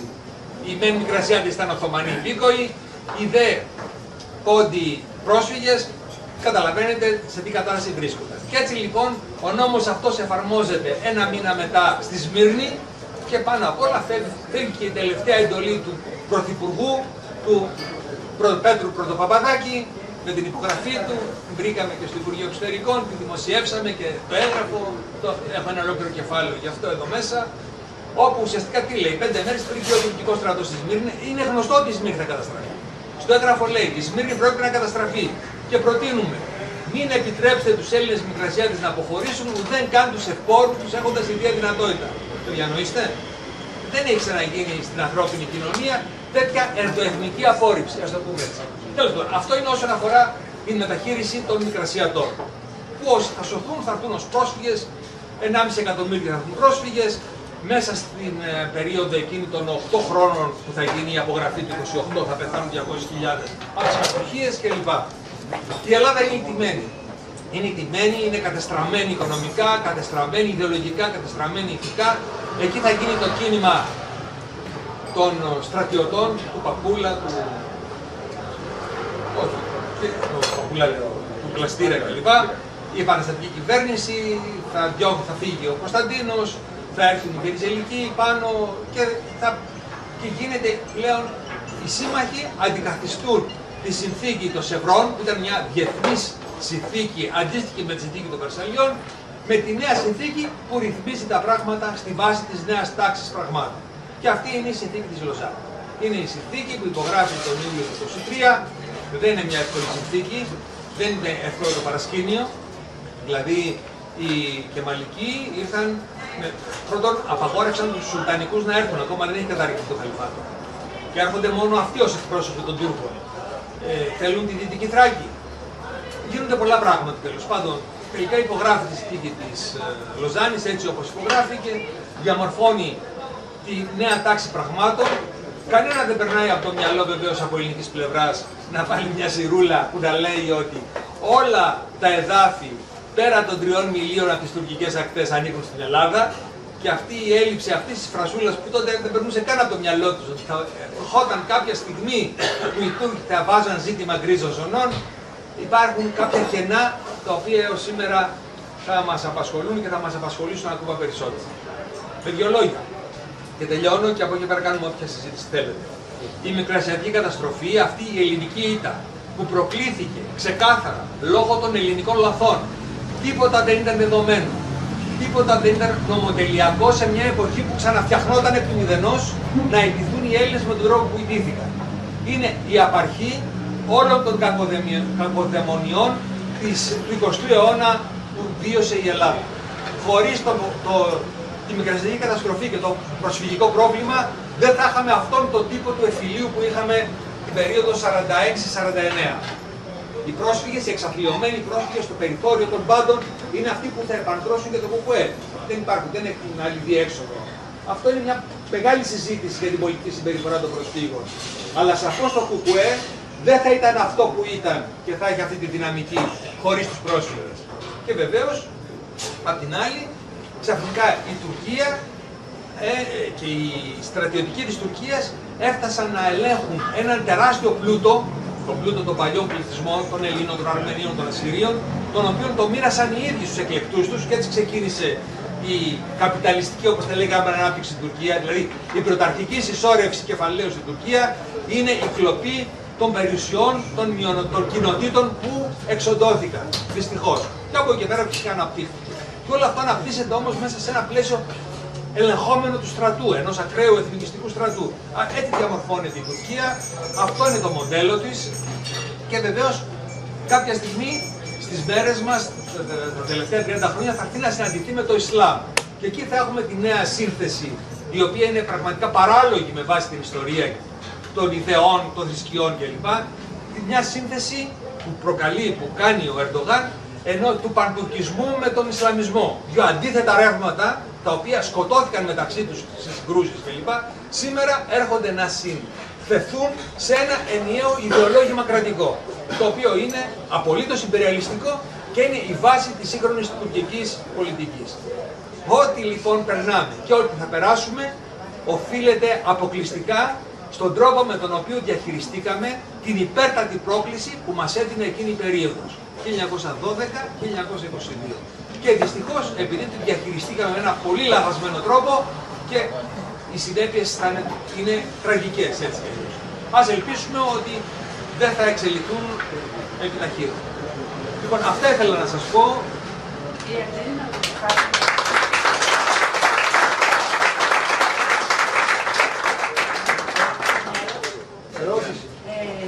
Μισό λεπτάκι, να βάλουμε μια σειρά.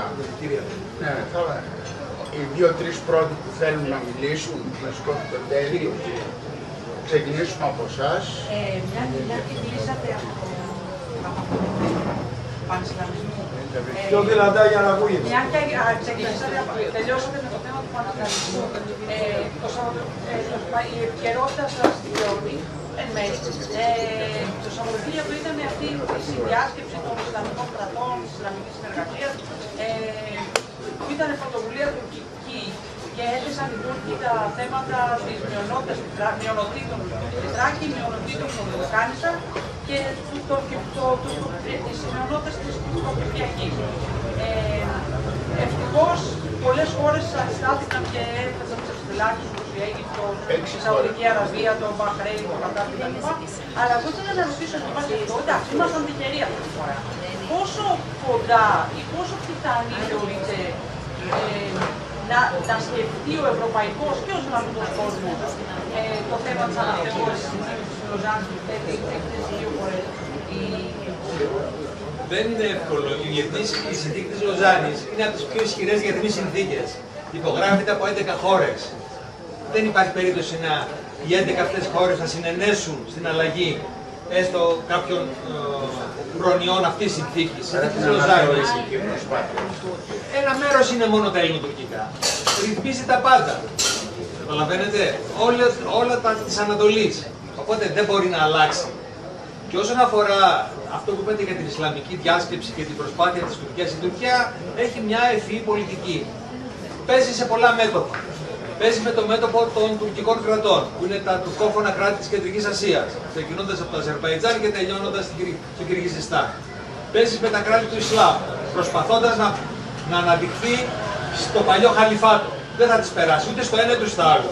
Και παίζει από την άλλη και με τη Δύση, μιας και είναι κομμάτι του ΝΑΤΟ κλπ. Και έχει σχέσεις δομικές με τη Δύση εδώ και καιρό. Λοιπόν, ένα μόνο θα σας πω, γιατί να μην μας τρομάζει ότι μπορεί να κυριαρχήσει είτε στις τουρκόφωνες χώρες, οι τουρκόφωνοι της Κεντρικής Ασίας. Είναι μια χαρά πληθυσμοί, ήρεμοι και ειρηνικοί, δεν έχουν καμία σχέση με τους δικούς μας Τούρκους. Ο Ζαλ προσπαθούσε να...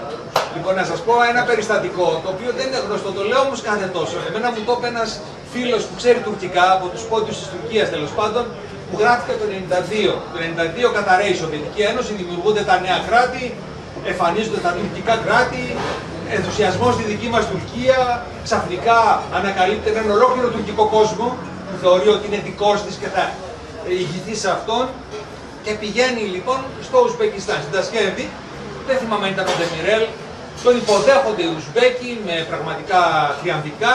Ο Ζάρ ήταν. Δεν θυμάμαι ποιος πήγε, ο αδελφός, ο δυτικός που έρχεται και εκεί ο Ουσμπέκος πρωθυπουργός λέει κάτι το καταπληκτικό, το οποίο το έγραψε Υπουργέ.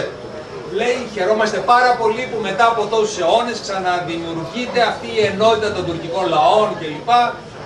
Ένα λέει μόνο δεν μπορούμε να καταλάβουμε. Πώς πριν από 700-800 χρόνια σας στείλαμε στη Δύση με σχιστά μάτια και μας επιστρέφετε με στρόγγυλα. Δηλαδή, εγώ επειδή προσπαθώ να παρακολουθήσω τις σελίδες και τις μεταξύ τους συγκρούσεις, Αυτό που κάνουν οι κεντροασιάτες, όλοι οι τουρκόφωνοι κεντροασιάτες, είναι ότι αμφισβητούν την τουρκικότητα στους γκρίζους λύκους και στους Τούρκους εθνικιστές. Γιατί αυτοί που προσπαθούν να σχετιστούν μαζί τους είναι οι γκρίζοι λύκοι. Οι γκρίζοι λύκοι όμως όλοι είναι ευρωπαϊκής μορφής και τους αμφισβητούν την τουρκικότητα. Δηλαδή, φανταστείτε τώρα, δεν υπάρχει μεγαλύτερη αμφισβήτηση. Δεν θέλουν το μεγάλο αδελφό, όπως και οι Αζέροι ακόμα που είναι κοντά. Έτσι. Μα φαίνεται, ειδικά με τους Αζέρους φάνηκε. Άλλη ερώτηση? Βεβαίως. Θα μπορούσατε να παρέμβετε κάτι για την ανταλλαγή των πληθυσμών? Ναι, η συνθήκη της Λοζάνης ήταν η μοναδική φορά σε διεθνή συνθήκη που θέσπισε την υποχρεωτική ανταλλαγή των πληθυσμών, μουσουλμανικών και χριστιανικών, ελληνοορθόδοξοι της Τουρκίας και μουσουλμάνοι της Ελλάδας. Όχι, δεν γινόταν. Εκείνη την εποχή που υπογράφηκε τον Ιούλιο του 1923, ο κύριος όγκος των Ελλήνων είχε φύγει ήδη από την Θρασία και από την Ανατολική Θράκη. Είχαν απομείνει μόνο οι Κωνσταντινοπολίτες, Ήβροι, Πενέδοι και καμιά 100-150.000 στην Καπαδοκία και σε κάποια όρη του Πόντου. Άρα λοιπόν από ελληνικής πλευράς αφορούσε 190.000 πληθυσμό Έλληνες, ενώ στην Ελλάδα κατοικούσαν 360.000 μουσουλμάνοι που αν δεν απελάβνονταν δεν είχαν χώρο να εγκατασταθούν οι πρόσφυγες. Άρα ήταν νομοτελειακό και επωφελές αυτό που συνέβη. Αυτό. Δηλαδή τα 2 εκατομμύρια των Ελλήνων που ήταν εκεί δεν έφυγαν από εκεί μετά την σύμβαση της Λοζάνης, γιατί η πρώτη πράξη Λοζάνης τον Ιανουάριο νομίζω του 1923 υπεγράφηκε η σύμβαση ανταλλαγής μεταξύ Ελλάδας-Τουρκία, η οποία μπήκε μέσα ως παράρτημα στη Λοζάνη. Έτσι, η οποία ολοκληρώθηκε το καλοκαίρι του 1923. Έτσι. Πολλοί νομίζουμε ότι αφού υπογράφηκε η Λοζάνη, τότε έφυγαν οι δικοί μας από εκεί. Όχι, είχαν φύγει ήδη περίπου 400-500.000 προς τα παράλια της τέως Σοβιετικής Ένωσης και σε άλλες περιοχές και 1 εκατομμύριο περίπου είχαν έρθει ήδη στην Ελλάδα. Το δε θέμα των ανταλλαγών είχε τεθεί από πλευράς Τουρκίας και είχε γίνει δεκτό από την κυβέρνηση Βενιζέλου του 2014, λίγο πριν ξεσπάσει ο πρώτος παγκόσμιος πόλεμος. Ναι, για την περιοχή της Σμύρνης και όλης της μικρασιατικής ακτής. Και προκειμένου να τους χάσουν, ο Βενιζέλος είχε πει τότε, καλύτερα να τους πάρουν. Έτσι, ήθελε και βέβαια να διασώσει αυτόν τον πληθυσμό, γιατί δεν μπορούσε να μπει στον ορίζοντα μετά το 18 που θα ήταν παγκόσμιος πόλεμος και αν θα μπορούσε να συμβεί αυτό που συνέβη έστω στο τέλος του πρώτου παγκοσμίου και μπήκαμε υποτίθεται με τους νικητές. Λοιπόν, εν πάση περιπτώσει αυτό είναι, ο Βλάσης έχει δίκιο, κατά τη γνώμη μου, ότι δεν μπορούσε να γίνει κάτι άλλο. Εάν δεν το κάναμε αυτό, θα είχαμε 400.000 συν διπλασιασμό, θα είχαμε τώρα σχεδόν 1 εκατομμύριο Τούρκους, που εμείς θα ισχυριζόμεθα ότι είναι μουσουλμάνοι και δεν είναι Τούρκοι, αλλά στην πραγματικότητα είναι Τούρκοι, και αν θέλουμε να ξέρουμε, δεν είναι αληθές ότι ετέθη από την αρχή, ότι είναι ανταλλαγή είναι μεταξύ Τούρκων και Ελληνοορθόδοξων και μουσουλμάνων. Ελληνοορθόδοξων και μουσουλμάνων, ναι, αλλά ο Βενιζέλος ήθελε να βάλει ειδικά για τους Κωνσταντινοπολίτες και λοιπά και το κατάφερε. Εν πάση περιπτώσει οι Τούρκοι δεν θέλανε, όχι, στην αρχή ήταν Έλληνες Τούρκοι, αλλά οι Τούρκοι δεν θέλανε, γιατί θα είχαν πρόβλημα μετά για τους Κούρδους μέσα στην Τουρκία, ότι θα υπήρχε εθνική μειονότητα. Αυτοί θέλανε όλους να τους ονομάζουν μουσουλμάνους. Έτσι ζήτησε ο Ινωνού, ο Ισμέτ Πασάς, που ήταν ο Βενιζέλος της Τουρκίας, δηλαδή στη διαπραγμάτευση, και του είπε ότι εμείς, εντάξει, κρατήστε για σας τον τίτλο Έλληνες, για ποιους, για Κωνσταντινούπολη, Οι Ήβροτένες. Όχι τους υπόλοιπους, οι υπόλοιποι ήταν χριστιανοί. Έτσι ονομάζονται στη συνθήκη του Λοζάνης. Εν πάση περιπτώσει, άλλη ερώτηση.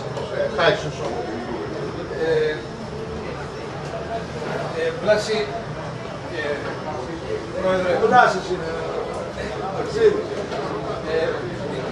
έχω την αίσθηση 100 χρόνια μετά και λέμε πάνω από το χυμένο γάλα. Το θέμα είναι τι μπορεί να γίνει από εδώ και πέρα πλέον. Και πόσο αυτή η Ελλάδα που έχει απομείνει, η οποία αυτή τη στιγμή είναι 10 εκατομμύρια που δεν είναι, λιγότερο είναι, τέλος πάντων αυτή που είναι στα όρια του Μητροπολιτικού Κέντρου και η Τουρκία, δηλαδή το 1960 ήταν 30 εκατομμύρια, αυτοί 8 εμείς. Και τώρα είναι 85 και εμείς 10. Και θα πρέπει και ένα κέντρο σαν αυτό που είναι ο πρόεδρος του Λεπάκη, θα πρέπει να βλέπουμε οραματικά τα πράγματα. Ποιο είναι το όραμα? Μπορεί να αντέξει η Νέα Ελλάδα του μέλλοντος 50 χρόνια αυτή την κατάσταση? Δεν υπάρχει περίπτωση. Δηλαδή δεν γίνεται, δηλαδή πρακτικά δεν γίνεται. Δεν μπορώ να το διανοηθώ πώς μπορεί να γίνει. Ποιο είναι το όραμα, πού πάει, πού ταξιδεύει ο ελληνισμός σαν ταξιδεύει? Άκουσα πριν που είπες για αυτό το που είπε ο Ιώνας ο Τραγούδης, που είχε ένα όραμα μιας ελληνοτουρκικής φιλίας. Δηλαδή πρέπει να ξέρουμε επίσης ότι το πρώτο έθνος κράτος που δημιουργείται στην Ευρώπη είναι η Ελλάδα το 1700. Έτσι, και από τότε δημιουργήθηκαν πολλά εθνή κράτη. Αυτή τη στιγμή τα εθνή κράτη, τα οποία βοηθήσαν στην ανάπτυξη του καπιταλισμού, συρρυκνώνονται και έχουμε μεγάλες γεωγραφικές ενότητες. Τι θα γίνει στην περιοχή? Ποια είναι τα... Πώς το βλέπεις, πού πάμε? Η ιστορία... Κώστα, Η ιστορία είναι πολύ που καλή είπες. γιατί μας βοηθάει να Ο καταλάβουμε Κώστας ο Γάτσιος, ο πρώην πρίτανης του Οικονομικού Πανεπιστημίου και είναι και γραμματέας του τομέα ανάπτυξης του κινήματος. Να σε καλά, ευχαριστώ πάρα πολύ. Καλό σας βράδυ. Γεια σας. Ευχαριστούμε που ήρθατε. Να σε καλά, να σε καλά. Για χαρά. Κοίτα τι συμβαίνει τώρα, πως υπάρχει αλληλουχία και εγώ πιστεύω πια απολύτως ότι πρέπει να ξέρουμε αυτό το κομμάτι της ιστορίας πάρα πολύ καλά για το αύριο που λες εσύ. Άκου το σημείο. Είπε ο Γρηγόρης πριν για το 2014 την πρόταση ανταλλαγής πληθυσμών που έκαναν οι Τούρκοι, γιατί είχαν ξεκινήσει οι διώξεις των Ελλήνων στην Δυτική Μικρά Ασία. Σκληρές διώξεις. Γιατί είχαν ξεκινήσει αυτές οι διώξεις? Γιατί η Ελλάδα το 2012 κατέλαβε τα νησιά του Ανατολικού Αιγαίου. Η απώλεια των νησιών του Ανατολικού Αιγαίου για τους Τούρκους κόντεψε να μας φέρει το 2014 σε μια νέα σύγκρουση μαζί με την Τουρκία. Τι σημαίνει αυτό? Σημαίνει ότι αυτή η απώλεια για το τουρκικό κατεστημένο, είτε είναι ισλαμιστικό είτε είναι εθνικιστικό, ποτέ δεν μπήκε στο περιθώριο, ποτέ δεν ξεχάστηκε. Αποθήθηκε και σήμερα ξανάρχεται. Άρα λοιπόν, εμείς αν θα πρέπει να μάθουμε κάτι από όλη αυτή την ιστορία, είναι ότι πρέπει να κοιτάξουμε από τώρα πώς θα προστατεύσουμε τις κτήσεις του 12. Το διανοείστε, είναι κουφό αλλά είναι αληθινό. Πώς θα προστατεύσουμε τα νησιά του Ανατολικού Αιγαίου από τα σχέδια της Τουρκίας, τα οποία είναι πολύ σαφή και ορατά σήμερα. Να τα απομονώσει, να τα εξαρτήσει. Η πατρίδα ισχύει αν προσπαθούν όλοι. Θα μπορούμε. Θα μπορούσε βέβαια, αν υπάρχει εθνική στρατηγική. Θα μπορούμε. Φυσικά θα μπορούμε. Αν υπάρχει εθνική στρατηγική τέτοια, θα πρέπει να το κάνουμε. Θέλω σε αυτό το σημείο να πω και δεν έρχεται στο λόγο αμέσως μετά, αγαπητέ κύριε Στράτο, ότι η συνθήκη της Λοζάνης αναφέρει ως προς την Τουρκία ότι 3 μίλια από την ακτή της ότι είναι δικά της. Άρα ως εκ τούτου προσδιορίζεται ότι όλα τα άλλα είναι Ελλάδα. Έτσι το εννοούμε εμείς. Έτσι, εν πάση περιπτώσει αυτό είναι. Λέω όχι ότι δηλαδή υπάρχει ένα κενό. Προσδιορίζει η Λοζάνη με λίγα λόγια. Προσδιορίζει. Και είναι τουρκικό. Και είναι τουρκικό. Όλα τα υπόλοιπα είναι ελληνικά. Λοιπόν, πάμε. Αυτό είναι για τις αγωνιστήρες.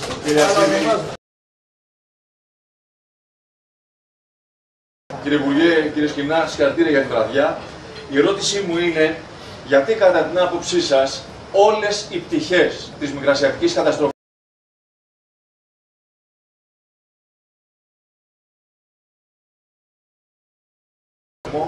απασχόλησαν σχεδόν ελάχιστα σε σχέση με τη βαρύτητά τους στην εθνική διαδρομή, τόσο την ιστοριογραφία, όσο και τον πολιτικό διάλογο.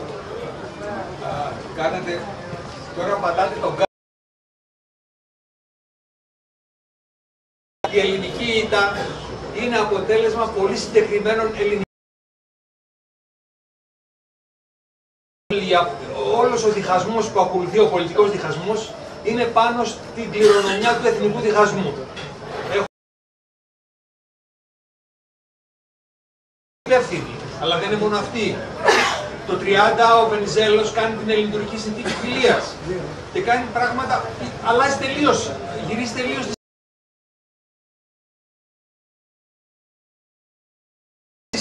Άρα η ιστορική μνήμη των προσφύγων είναι άχθος για την εξωτερική πολιτική. Το ΔΚΚΕ έως σήμερα είναι φιλοκεμαλικό. Βγαίνει και σου λέει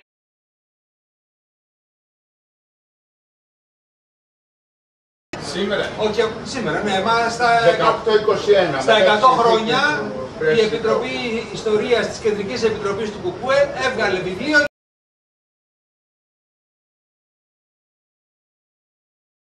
Πάμε στη Μικρά Ασία, γινόμαστε υπεριαλιστές. Ποιος είναι, λέτε? Για να δείτε την αντίφαση που έχουμε. Ο Ιωάννης μεταξά στο 15. Το 15 οι Βρετανοί στριμωγμένοι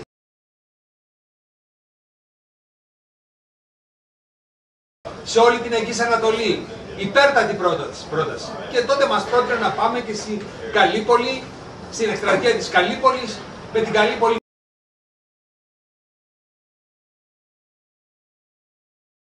Τη Ρωσία σε όπλα, άρα το ανατολικό μέτωπο δεν θα είναι παγωμένο, αλλά θα λειτουργήσει εις βάρος των κεντρικών δυνάμεων, άρα θα τελειώσει ο πρώτος παγκόσμιος.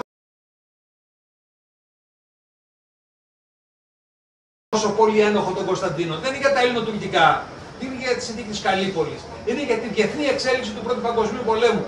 Έτσι το αντιλαμβάνονται. Δεν θα έχει σημασία να το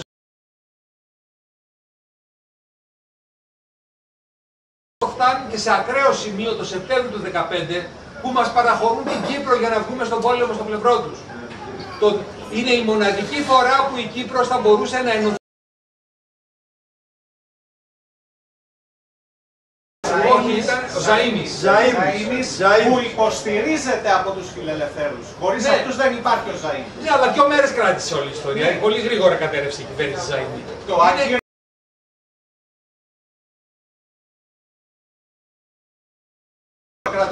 Η ομάδα που κυριαρχεί, που είναι η παρέα του Κωνσταντίνου, κατά ψέματα. Λοιπόν, οι Βρετανοί μας δίνουν την Κύπρο. Γιατί μας δίνουν την Κύπρο?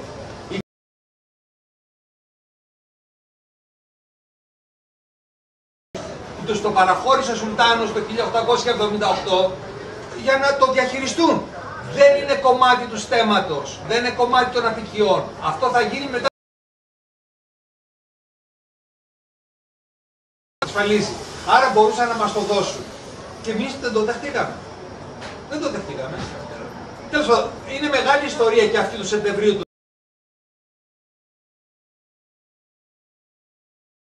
Αυτή η μεγάλη ένταση με το ζήτημα το οποίο θίξατε.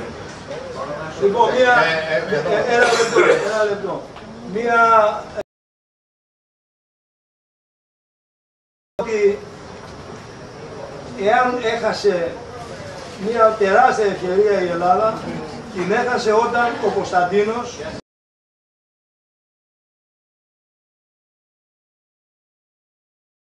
τον Πρωθυπουργό, τον Ελευθέριο Βενιζέλο με 65% να πάει και να αποδεχθεί την συμμετοχή της Ελλάδος στην Καλύπολη με 200.000 στρατό.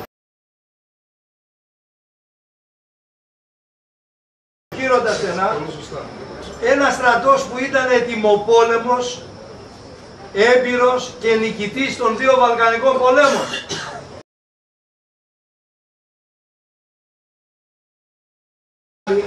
Ότι ελάτε να τα πάρετε όλα, αλλά στείλτε, γιατί χωρίς εσάς δεν θα μπορέσουμε να αντιμετωπίσουμε Τούρκους και Γερμανούς στα στενά της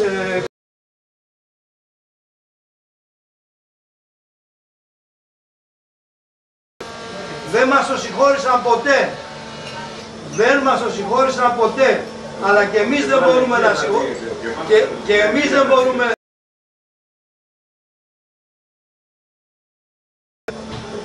και η Ευρώπη χάσαμε την ευκαιρία να τελειώσουμε όχι μόνο με τον πρώτο παγκόσμιο πόλεμο αμέσως, γιατί αν έπεφτε η Καλύπολη, έπεφτε η Κωνσταντινούπολη.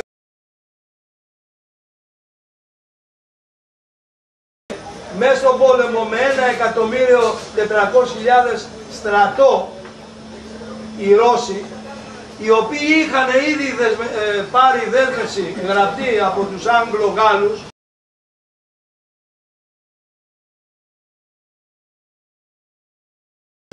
αιώνων θα γινόταν πραγματικότητα. Γιατί το δέχτηκαν αυτό, δεν το δέχτηκαν πάντως, γιατί χωρίς στρατό 2 εκατομμυρίων εδάφους μπορούσε να φέρει τις κεντρικές δυνάμεις. Λοιπόν, καταλαβαίνετε τι χάθηκε τότε. Ο Βενιζέλος όρκισε τον Κωνσταντίνο παρουσία, ακούστε, παρουσία όλη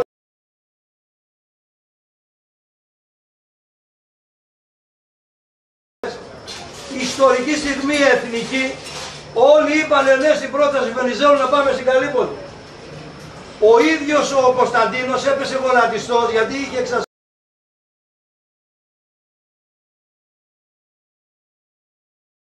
να είσαι μπροστά όταν θα καταλάβουμε σε 20 μέρες στην Κωνσταντινούπολη.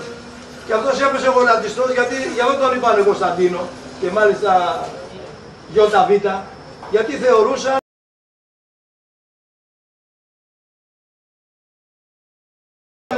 η συνέχεια του Κωνσταντίνου του Παλαιολόγου. Και έπεσε γονατιστός κάτω, αυτά τα λέει ο καθηγητής στο βιβλίο του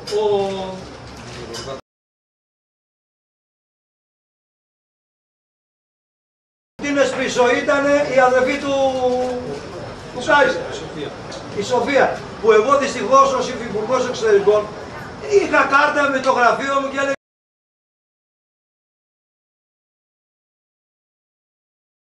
χρόνια ολόκληρα με τον Κάρολο τον Παπούλια τότε υπουργό μου και του έλεγα Κάρολε υπουργέ μου, πώς για άλλο μπορούμε να έχουμε εμείς διεύθυνση Βασιλής Σοφίας.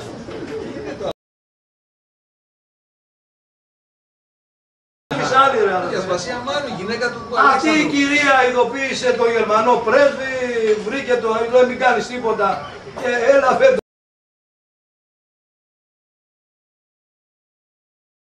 Το Συμβούλιο του Στέμματος τα είπε αυτά. Να πάρουμε 3 ερωτήσεις. Λοιπόν, θα είχε τελειώσει ο Παγκόσμιος Πόλεμος, θα είχε τελειώσει οριστικά και κοιτάξτε να δείτε, δεν θα είχε γίνει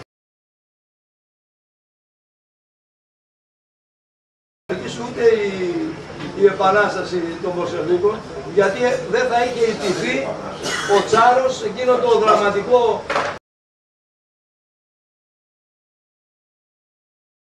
στρατό. Θα είχε προηγηθεί η Καλύπολη. Συγγνώμη για ερώτηση. Βασίλης. Περίμενα ένα λεπτάκι. Πραγματικά. Γρηγόρη. Μισό λεπτό.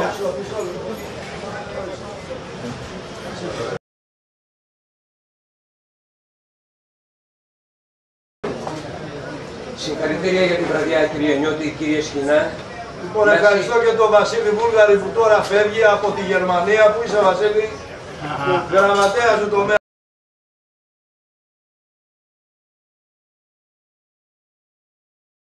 Φορά ήσουν και συναρπαστικός και κατατοπιστικός. Μιλάω όρθιος γιατί δεκάδες χρόνια καθηγητής θέλω και να ακούγομαι, πράγμα που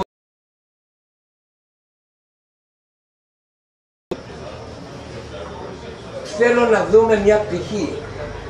Κύριε Νιώτη, αναφερθήκατε και εσείς προηγουμένως στο Βλαδίμηρο.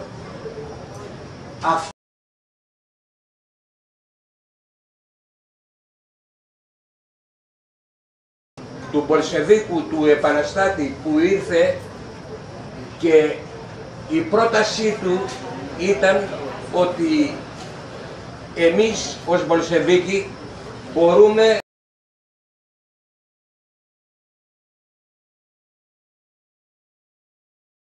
δεν το έχω δει πουθενά άλλου, αλλά και αν ακόμη η πρόταση του αυτού του Ουκρανοεβραίου επαναστάτη Μπολσεβίκου, αν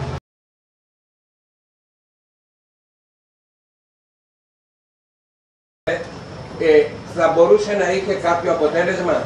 Αυτό το κομμάτι θέλω να φωτίσει. Λοιπόν, πρώτον, αυτό το αναφέρει μόνο ο Κορδάτος. Είναι γεγονός. Ζητάει μια ανταλλαγή. Η Ελλάδα αναγνωρίζει την αρρή Σοβιετική Ένωση. Η Σοβιετική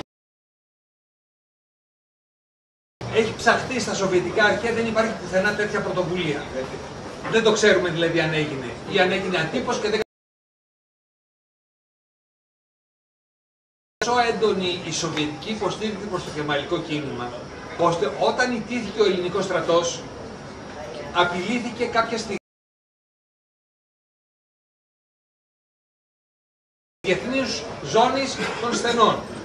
Αν ξέρουμε ότι είχαν ετοιμάσει ήδη μεραρχίες σοβιετικές,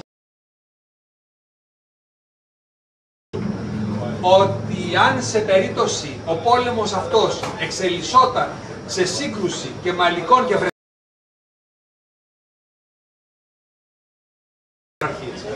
αυτό είναι δεδομένο, αποδεδειγμένο. Το έχουν γράψει ιστορικοί οι οποίοι έχουν μελετήσει την περίοδο αυτή και τις σχέσεις της Σοβιετικής.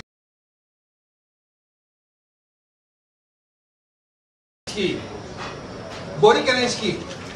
Δεν έχουμε, πάντως δεν τεκμέρεται από τα σοβιετικά αρχεία, όπου έχει ψαχτεί. Παίρνει το λόγο. Όχι, άμα μπορεί να φωνάξει, να φωνάξει. Θα ήθελα να πω το εξής, ότι μετά τους Βαλκανικούς πολέμους, τι γίνεται είναι μια παράνοια. Γιατί παίζουμε την παρτιτούρα του UK, του Ηνωμένου Βασιλείου, που θέλει τα πετρέλαια του Κερκούκ και βάζει παίχτες γι' αυτό. Παίχτες που έχουν και μια κοινή ιδιότητα.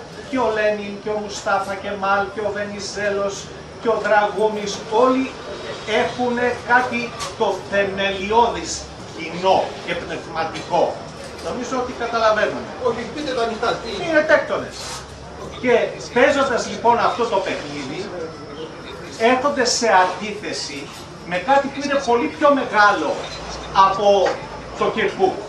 Αυτό που περιγράφει μετά ο Μπρεζίνσκι. Τον φόβο, τον ενστικτόδη φόβο της Δύσεως, μη τυχόν και έρθει ένα αντίπαλο δέος από την Ευρασία και πέσει πάνω στον δυτικό κόσμο, ιδία δε στο UK και στην Αμερική. Αυτό δεν συγκεκριμενοποιείται τότε, διότι έχουμε τη μάχη των καπιταλισμών, δεν έχει φύγει εντελώς η Βρετανική κυριαρχία, υπάρχει ακόμα η αυτοκρατορία, μετά αναδεικνύεται η Αμερικανική αυτοκρατορία και πάνω εκεί εμείς την πατάμε όπως θα την πατήσει και όπως τις έχω απαντήσει όλες τις ερωτήσεις. Όπως θα την πατήσει και ο Ερντοάν, του οποίου του δίνουν σκηνή. Θα την πατήσει σίγουρα. Το ζήτημα όμως είναι ότι εμείς παίξαμε πάνω στην τρέλα. Ποιος δεν έπαιξε πάνω στην τρέλα? Ο Μεταξάς, του οποίου του προτείνουν το Υπουργείο Στρατιωτικών και λέει όχι. Δεν του προτείνουν, το ζήτησε και δεν το δώσανε. Όχι, λοιπόν, ακριβώς το αντίθετο. Εξ όσων γνωρίζω ότι ο Μεταξάς, δεν του το δίνανε, ο Μεταξάς θα ήταν και το κράτησε ο Μεταξάς, ο οποίος το 21-22 είναι μέτρ βενεράμπλε στο Άισίωδος. Έτσι, 21-22 είναι σεβάσμιος της Άισίωδος. Δεν παίρνει το Υπουργείο Στρατιωτικών είτε έτσι είτε αλλιώς. Την πατάει όμως μετά. Την πατάει το 41 όταν προσπαθεί να κάνει το κολπάκι και τον δηλητηριάζει. Ευχαριστούμε πολύ. Απλά εκ μέρους του Ινστιτούτου δεν μπορώ να επιβεβαιώσω αν όλους όσους ανέφερε ο κύριος Αντωνάκης υπήρξαν τέκτονες, γιατί το Ινστιτούτο δεν έχει καμία σχέση με αυτά. Εντάξει. Και δεν μας αφορά καθόλου στη συζήτηση το θέμα. Να πω κάτι. Ένα λεπτό.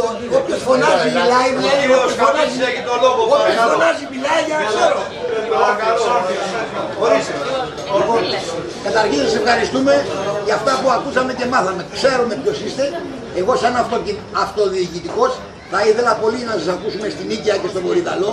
Να γίνει μια συγκέντρωση και να μαζέψουμε κόσμο. Έχει έρθει στην Νίκαια και έχει μιλήσει. Συνεχίζω. Όποτε θέλετε, Θα έχετε πρόταση. Συνεχίζω. Ας τον αφήσουμε να λέει τον Γκρέγκορη. Λοιπόν, εμένα η ερώτησή μου είναι ως εξής. Όλα αυτά γίνανε στο παρελθόν. Με την αλλίωση του πληθυσμού που επιχειρείται τώρα, τι θα γίνει? Τίποτα άλλο. Με την αλλίωση του πληθυσμού. Δεν έχουμε αρμοδιότητα. Δεν έχουμε αρμοδιότητα. Ας τους αφήσουμε λοιπόν να κάνουν αλλίωση πληθυσμού. Γιατί είναι καινούριος. Ένα λεπτό. Είναι καινούριος πόλεμος. Καινούριος πόλεμος αυτός. Άλλη ερώτηση εδώ. Εδώ θα πω κάτι εγώ, με συγχωρείτε πολύ. Ο κύριος Φερεκίδης, καθηγητής πανεπιστημίου, έγκριτος, και ευχαριστούμε πάρα πολύ. Εγώ Κατηροπόλεως, συμπατριώτης μου. Μάλλον εγώ είμαι συμπατριώτης του κύριου Φερεκίδη. Και από αυτούς που ήρθαν στην Ελλάδα από την Τουρκία από τη δεκαετία του 60. Δηλαδή, ευχαριστώ πάρα πολύ, γιατί ήταν πολύ σημαντική η προσπάθεια που γίνεται εδώ και αυτό που εσείς είπατε, πολύ ενδιαφέροντα. Εκείνο όμως το οποίο θα ήθελα να πω, από αυτό που παρατηρούμε εμείς που πάμε, γιατί έχουμε επαφές με τα πανεπιστήμια, ξέρετε ότι αυτοί κάνανε 50 ιατρικές σχολές αυτή τη στιγμή λειτουργούν στην Τουρκία, να το ξέρετε. Κάθε νομός έχει και μια ιατρική σχολή. Εγώ βεβαίως επειδή μιλάω τα τουρκικά και έχω τελειώσει εκεί, με καλούνε συνέχεια. Και επειδή είμαι και καπαδόκας, ακόμα πιο πολύ μιλάω τα τουρκικά κτλ. Ξέρετε τι παρατήρησα. Και είναι σημαντικό αυτό. Και θέλω απάντηση σε αυτό το θέμα από εσάς όλους και τους υπόλοιπους εδώ που ακούω. Υπάρχει μια ομάδα η οποία μας συμπαθεί, δεν εκφράζεται και μας απομονώνει και μας τα λέει ιδιαιτέρως. Και ξέρετε πόσο εγώ τους υπολογίζω αυτούς? 10 με 15 εκατομμύρια. Στην Τουρκία. Στην Τουρκία αυτή τη στιγμή. Μορφωμένοι άνθρωποι και θα πω ένα τελευταίο. Έχουν κάποια καταγωγή έτσι ελληνική, παλιά? Δεν τα λένε αυτά, λένε ότι και τα λοιπά και ρωτά και τα λοιπά και πώς φύγατε και τι έγινε και θα μας ενδιαφέρει και πώς, τι θέλω να πω με αυτό, τι θα κάνουμε εμείς με αυτούς τους ανθρώπους. Ρώτησα και στο Υπουργείο Εξωτερικών, ρώτησα και πανού, τι θα γίνει αυτή η ομάδα. Δεν είναι ένας-δυο, είναι 3, 4, 5 εκατομμύρια, 15 εκατομμύρια. Και τελευταία θα σας πω, ήμουνα στο Έλαζι, μέσα εκεί και με απομονώσανε 30 γιατροί στο Πανελλήνιο συνέδριο, παντουρκικό συνέδριο εκείνο, και με απομονώσανε 2 ώρες και μου ζητάγανε συγγνώμη για αυτά που έγιναν και πώς εγώ εξεδιώχθηκα κτλ. Τι θα κάνουμε αυτούς τους ανθρώπους? Υπάρχει και μια θετική παιδεία. Και εγώ επειδή ξέρω ότι κάτι θα πείτε εσείς, γι' αυτό το λέω. Όχι, εσείς ξέρετε περισσότερα, εμείς είμαστε γιατροί, δεν είναι? Δεν είναι θέμα και εμείς τι είμαστε? Ιστορική απλή. Ένα πολύ μεγάλο, από το είπε αυτός ο Ουσμπέκος πρωθυπουργός του τόπε. Πώς θα τους συμπεριφερθεί το ελληνικό κράτος, τι λέτε? Αυτό που έχω να πω εγώ. Το ελληνικό κράτος δεν θα κάνει τίποτα ποτέ. Είδαμε τα παράπονα των Ελληνοορθόδοξων στη Συρία με βάση την τελευταία βομβιστική επίθεση. Πρέπει να πάρουμε 2 ερωτήσεις. Δεν ξέρω, δεν έχω άποψη, αλλά δεν νομίζω ότι το ελληνικό κράτος ιστορικά έχει θετικό πρόσημο στη μεταχείριση είτε των ελληνογενών είτε των ελληνόφιλων του εξωτερικού. Ναι. Αυτά θα μπορεί να μας τα πει καλύτερα ο κύριος Μιώτης. Για το Ινστιτούτο το είπα αυτό, αγαπητέ. Αυτό που έχω να προσθέσω εγώ, κύριε Φερεκίδη, με αυτό που λέτε, είναι ότι οι λαοί δεν έχουμε να χωρίσουμε τίποτα. Και ασφαλώς και εμείς δεν πρέπει να μισούμε τον λαό της Τουρκίας. Έχουμε μία μεγάλη επιφύλαξη και έχουμε μία μεγάλη αντιπαλότητα στα όσα επιχειρεί το σύστημα ηγεσίας τους επί του αναθεωρητισμού και της Λοζάνης και των συνόρων κλπ. Και δεν συμπεριφέρεται έτσι όπως βλέπετε η σημερινή Τουρκία μόνο σε σχέση με εμάς. Βλέπετε ότι παντού ανακατεύεται και πολλές φορές και ενόπλους.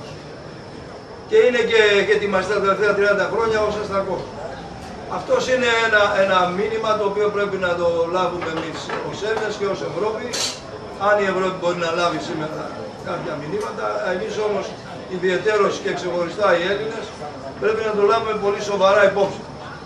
Και βεβαίως πρέπει να στηριζόμαστε στην ελληνοτουρκική φιλία και να την καλλιεργούμε. Και εγώ πιστεύω ότι είναι παραπάνω από 15 εκατομμύρια αυτοί που θέλουν ειρήνη και θέλουν διάλογο και θέλουν σεβασμό των υφισταμένων συνόρων και δεν τους ενδιαφέρει καθόλου το να ξαναγίνει η νεοοθωμανική αυτοκρατορία για να μείνει στην ιστορία ή όχι ο νεοσουλτάνος, ο κύριος Ερντογάν. Και κάτι ακόμα, ένα λεπτό. Λοιπόν, να πάρουμε μια πρόταση για τον Ερντογάν. Μια πρόταση. Μισό λεπτό. Ναι, κάποιος θέλει να πει ακόμα. Για τον Ερντογάν, μια πρόταση. Και ο Πατριάρχης και από διακεκριμένους παλιούς μου φίλους εκεί μαθαίνω ότι σχετικά θετικότατη σε σχέση με τους προηγούμενους άλλους κυβερνήτες είναι ο Ερντογάν. Ότι είναι θετικός, θετικότερος από τους άλλους, ο ίδιος. Αρκεί να ανοίξει τη σχολή της Χάλκης για να κάνει κάτι σαν πράξη. Η Χάλκη, να ανοίξει η Χάλκη για παράδειγμα, είναι ένα βήμα. Λένε θα ανοίξει το 26. Για να δούμε. Λοιπόν, ας κάνω το συνήγορο του διαβόλου, να υπερασπιστώ τους λαϊκούς εκείνη την εποχή. Στρατιωτικά. Αυτοί φύγανε από το Σαντζάκιο της Σμύρνης και πήγαν μέχρι το Σαγκάριο και παραπέρα. Μήπως όταν βλέπουμε το γεωφυσικό χάρτη της Μικράς Ασίας έπρεπε να κάνουν την καλύτερη άμυνα είναι η επίθεση. Δηλαδή από κάτω είναι ο ποταμός Μέανδρος. Εκεί θα μπορούσαν να ολοκληρωθούν τρόπον δεινά. Και ο επόμενος ποταμός και έτσι φυσικό σύνορο είναι ο Σαγκάριος. Δηλαδή το Σαντζάκιο, λέω, τη Σμύρνη δεν υπερασπίζονταν στρατιωτικά. Ισχύει ή δεν ισχύει? Δεν ισχύει, υπερασπίζονταν. Αλλά την κατάληψη της Άγκυρας την έκανε το Βενιζέλος ανέμενε. Ο Βενιζέλος στις 5 Οκτωβρίου του 20, δηλαδή λίγο πριν τις εκλογές, κάνει το τελευταίο διειτόμιο προς τον Λόιτ Τζόρτζ. Όπου τον καλεί από κοινού Έλληνες και Βρετανοί, είναι πολύ σημαντικό αυτό, από κοινού να εκστρατεύσουν στην Άγκυρα, να την καταλάβουν. Ακόμα ήταν πολύ εύκολο να συμβεί, δεν είχε ούτε οχυρωμένη ήταν η Άγκυρα, ούτε είχε ισχυρό. Και πάλι δεν υπήρχε πρόβλημα για τους Τούρκους γιατί θα πήγαινε πιο πίσω. Δεν είχαν, πιο πίσω ήταν Κουρδιστάν, μετά θα μπλέκανε περισσότερο. Και την Άγκυρα παραμένανε Έλληνες και Βρετανοί για 6 μήνες, θα την καθάριζαν από τους εθνικιστές και θα την παρέδαν στους Βρετανικούς. Και θα επέστρεφαν στα όρια του Σαντζακίου Σμύρνης. Τίποτα παραπέρα. Αυτό ήταν όλο το σχέδιο. Δεν έγινε και ως ελληνοβρετανική επιχείρηση, το επιχείρησαν οι άλλοι μόνοι τους ως ελληνική καθαρά επιχείρηση, έχοντας δώσει όμως όλη το χρόνο τον απαιτούμενο στο διαμάλλον να οχυρώσει την Άγκυρα. Οι Σμύρνοι θα μπορούσαν να το συντηρηθεί. Μα η απορία των Τούρκων ήταν, όταν κατέρευσε το μέτωπο, δεν πίστευαν ότι οι Σμύρνοι ήταν ανοχυρωτοί. Και ότι ο ελληνικός στρατός ήδη από τις 3 Σεπτεμβρίου είχε παραδώσει την εντολή στους συμμάχους και είχε αποχωρήσει 3 μέρες πριν μπουν οι Τούρκοι στη Σμύρνη, τελείως. Έχοντας απαγορεύσει τον πληθυσμό να φύγει. Τέλος πάντων, είναι τραγικές. Υπάρχει και στην αρχαιότητα μία άποψη που είπαν κάποιοι σοφοί ότι στους Ίωνες ότι το καλύτερο πράγμα που έχετε να κάνετε για να σωθείτε είναι να μπείτε στα καράβια σας και να βρείτε αλλού αποικίες. Γιατί δεν ήταν εύκολη να υπερασπιστεί αυτή η περιοχή. Είναι αλήθεια? Όχι, δεν είναι αλήθεια. Γιατί όπως μεταξύ της Άγκυρας και της Ιωνίας, η οποία είναι μια περιοχή φυσικά οχυρωμένη, υπάρχουν έρημοι και παιδιάδες. Τέλος πάντων, αυτό θα έπρεπε να έχουμε ένα στρατιωτικό αναλυτή εδώ για να μας τα αναλύσει καλύτερα. Εγώ υποθέτω ότι η Ελλάδα θα μπορούσε να υπερασπίσει το Σαντζάκιο Σμύρνης, δεν το έκανε. Λοιπόν, θα ήθελα να ευχαριστήσω εκ μέρους του Ινστιτούτου Ελληνικής Διασποράς το φίλο μας τον Πλάση τον Αγγλίδη για την υπέροχη, διαφωτιστική και χρήσιμη εισήγηση. Όσοι πάρετε το βιβλίο να το διαβάσετε, γιατί την ιστορία πρέπει όχι μόνο να τη μαθαίνουμε, να την καταλαβαίνουμε και να προβλέπουμε τα μελούμενα. Πάντα τα διδάγματα της ιστορίας και της διπλωματικής και της γενικότερης ιστορίας είναι για ένα λαό ένα βασικό υπόδειγμα και πρέπει να μας καθοδηγεί στο να αναλύουμε εξελίξεις όπως είναι τώρα το νέο γεωπολιτικό περιβάλλον που διαμορφώνεται στην ευρύτερη περιοχή η νέα τάξη πραγμάτων που έρχεται σε ένα πιο πολυπολικό διεθνές σύστημα. Συνεπώς πρέπει πάντα και εμείς οι Έλληνες να είμαστε διαβασμένοι και προετοιμασμένοι. Και πάλι σας ευχαριστώ και καλό βράδυ σε όλους. Μέχρι την επόμενη συνάντηση.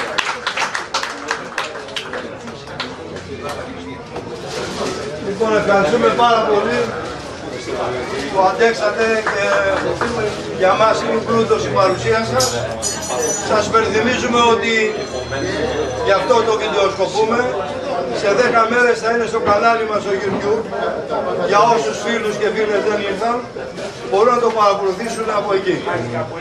Και όλες τις δραστηριότητες μας. Ευχαριστώ και πάλι και τιμή μας και χαρά μας που ήρθατε. Ευχαριστώ.